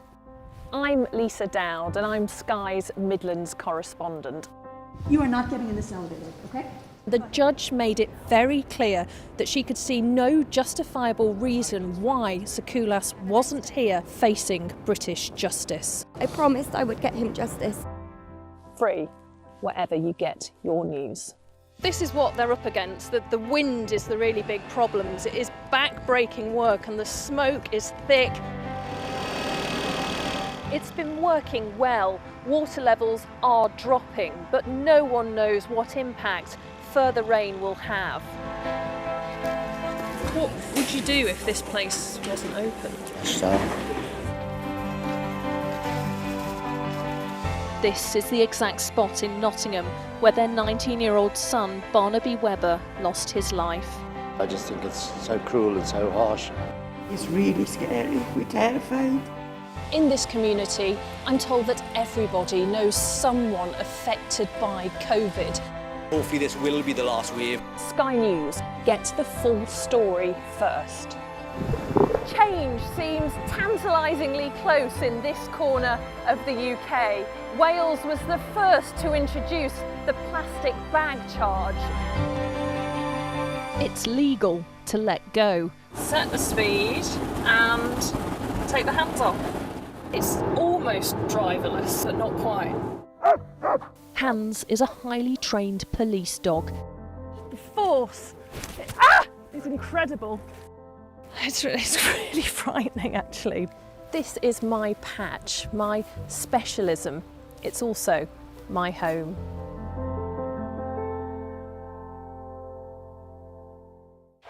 There's always more to the news than a headline. We want to discover, to delve a little deeper, to find out what's really going on. Explanation, analysis, the people at the heart of every story. I'm Neil Patterson, and this is the Sky News Daily Podcast. So, by the end, we'll hopefully all understand what's going on in the world just that little better. Available wherever you get your podcasts. The most significant day of this conflict. They keep telling us that they want aid. And this is what's left of it. Tanks, heavy vehicle. Why only in America? People want their country to work. You want a job in a normal life. Why are these homes empty? I want you to be honest with people. That has happened within minutes. Sky News, the full story first. Free wherever you get your news. Hello again, everybody. Welcome back to The Breakfast Show here on Sky News. Andrew Jenkins is with us. You'll recognise him, of course, from Traitors. You've come to see us from Wales today. It was flipping hard work for you to get here, wasn't it? It was, yeah. The weather was awful in Wales. Yeah, all the trains were cancelled this morning, so I had to drive up last minute. And you're here because you walked 1,200 kilometres. Tell us more. That's right, yeah. I started a challenge a few weeks ago now. I started in the Traitors Castle in Scotland, Ardros Castle, and I finished in Cardiff Castle in Wales. But I also went to Lancaster Castle in England on a ferry across the Northern Ireland to Carrickfergus Castle. So I did 4 countries and 4 castles and 1,200 kilometres. Why? I did it raising vital funds for the Brain Injury Association Headway. Obviously, I've seen the work they do firsthand. Obviously, they do amazing work, not just for the survivors of brain injury, but also the families as well. But also, it's really for people out there who stop believing in themselves, who've been told they can't do something, who've survived a stroke, been in a coma. I do it really for help men's mental health, because at the moment, the rates of suicide are absolutely ridiculous, so I want to try and help as best I can to my little bit. Talk to us about the mental health aspect, because that's something close to your heart. It is, yeah. It's something I struggled with for many, many years. Behind closed doors, I wore a mask, got up and put a smile on my face like many people do, go off to work every day. But behind closed doors, I was really struggling behind closed doors, and that's the struggle I had, and like many people out there. As far as the weather's concerned, you've been looking at it for us today. It's really bad in Wales. Yeah, of course. Well, that's what you were just saying about having to you had to drive this morning rather than get the train, and there are huge disruptions still this morning, Kay. I mean, Great West are basically telling people not to travel between Paddington and places like Penzance and Bristol and the like. Reading as well, closer to home as well. Scotland as well, still yellow weather warning in place for wind, and then there's also still a severe warning for flooding up in Northamptonshire as well. So still a risk, more or less a risk to life up there as well, with police telling people to only dial 999 in case of emergency. Wow. So we're not past it yet, even though I think the worst has come and gone, thankfully. Yeah. We know you from Traitors, of course, don't we? How was that?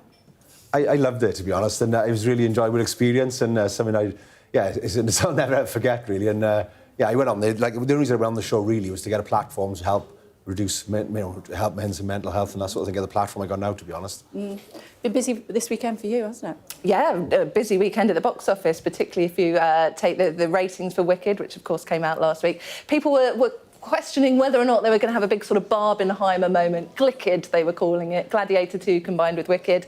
Didn't do as well as Barbenheimer. I haven't heard of anyone that actually went to a double billing. Have you? No. But Wicked, combined box office with Gladiator over the weekend, 270 million worldwide. The vast majority coming from Wicked, which has just had absolutely brilliant reviews. This is only part 1 of the musical if you went to see it in Broadway or the West End.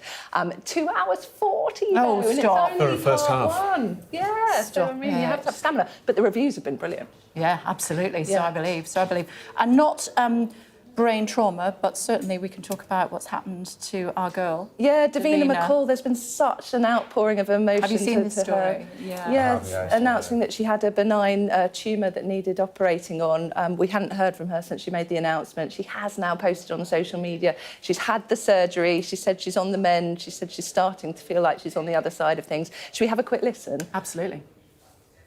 It's just really nice to be back home. I'm on the other side. My short-term memory's a bit remiss, but that is something that I can work on, so I'm really happy about that. I think when something like this happens, I just feel so grateful.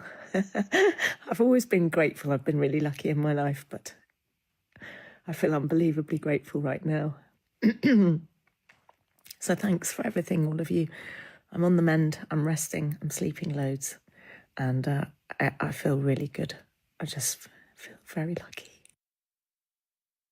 Andrew, what would you like to say to her? Okay, well, soon I suppose just keep believing in yourself, keep working hard, and surround yourself with a supportive family like I had. I was very lucky. I had a great family around me to help me and support me. And you do get down days, you get dark days. I had plenty of them. You just got to keep believing in yourself, and there is light at the end of the tunnel. How do people support you? Because they can still support you even though you finish your walk. Yeah, on my social media, I got my Andrew Jenkins official on Instagram, my LinkedIn, Andrew Jenkins, or my website, andrewjenkins.co. OK, and the money raised will go to help not just young people, but people who are impacted by head injury. Yeah, that's right. Yeah, it's Headway, the Brain Injury Association. So I've seen firsthand the work they do is incredible. Not just the survivors of brain injury, but as you can imagine, excuse me, the brain injury affects the whole family as well. People might have to give up work to look after someone, adapt their homes and everything. So the work they do is brilliant. And it's not just kind of the physical impact, is it? It's also kind of relationships can really take a toll. I'm thinking of the rower.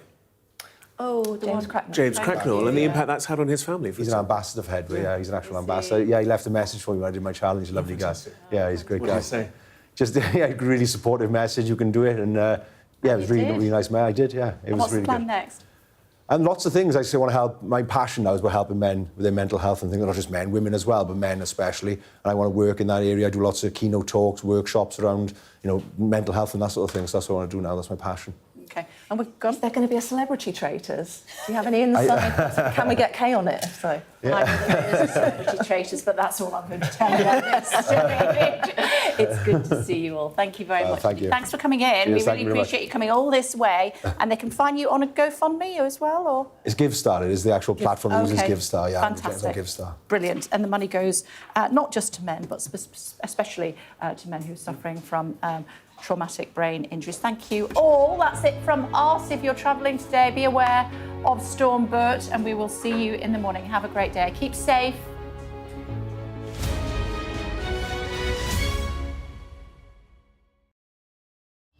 We arrive. A secret hospital hidden in the Myanmar jungle, treating the victims of this bloody war. This is Myanmar today. Its military rulers don't want the world to see, but we have. I fight for my own future. I fight for my generation's future. This is an actual crime. They don't care for that. Myanmar army is only a couple of kilometers away. So this is a major humanitarian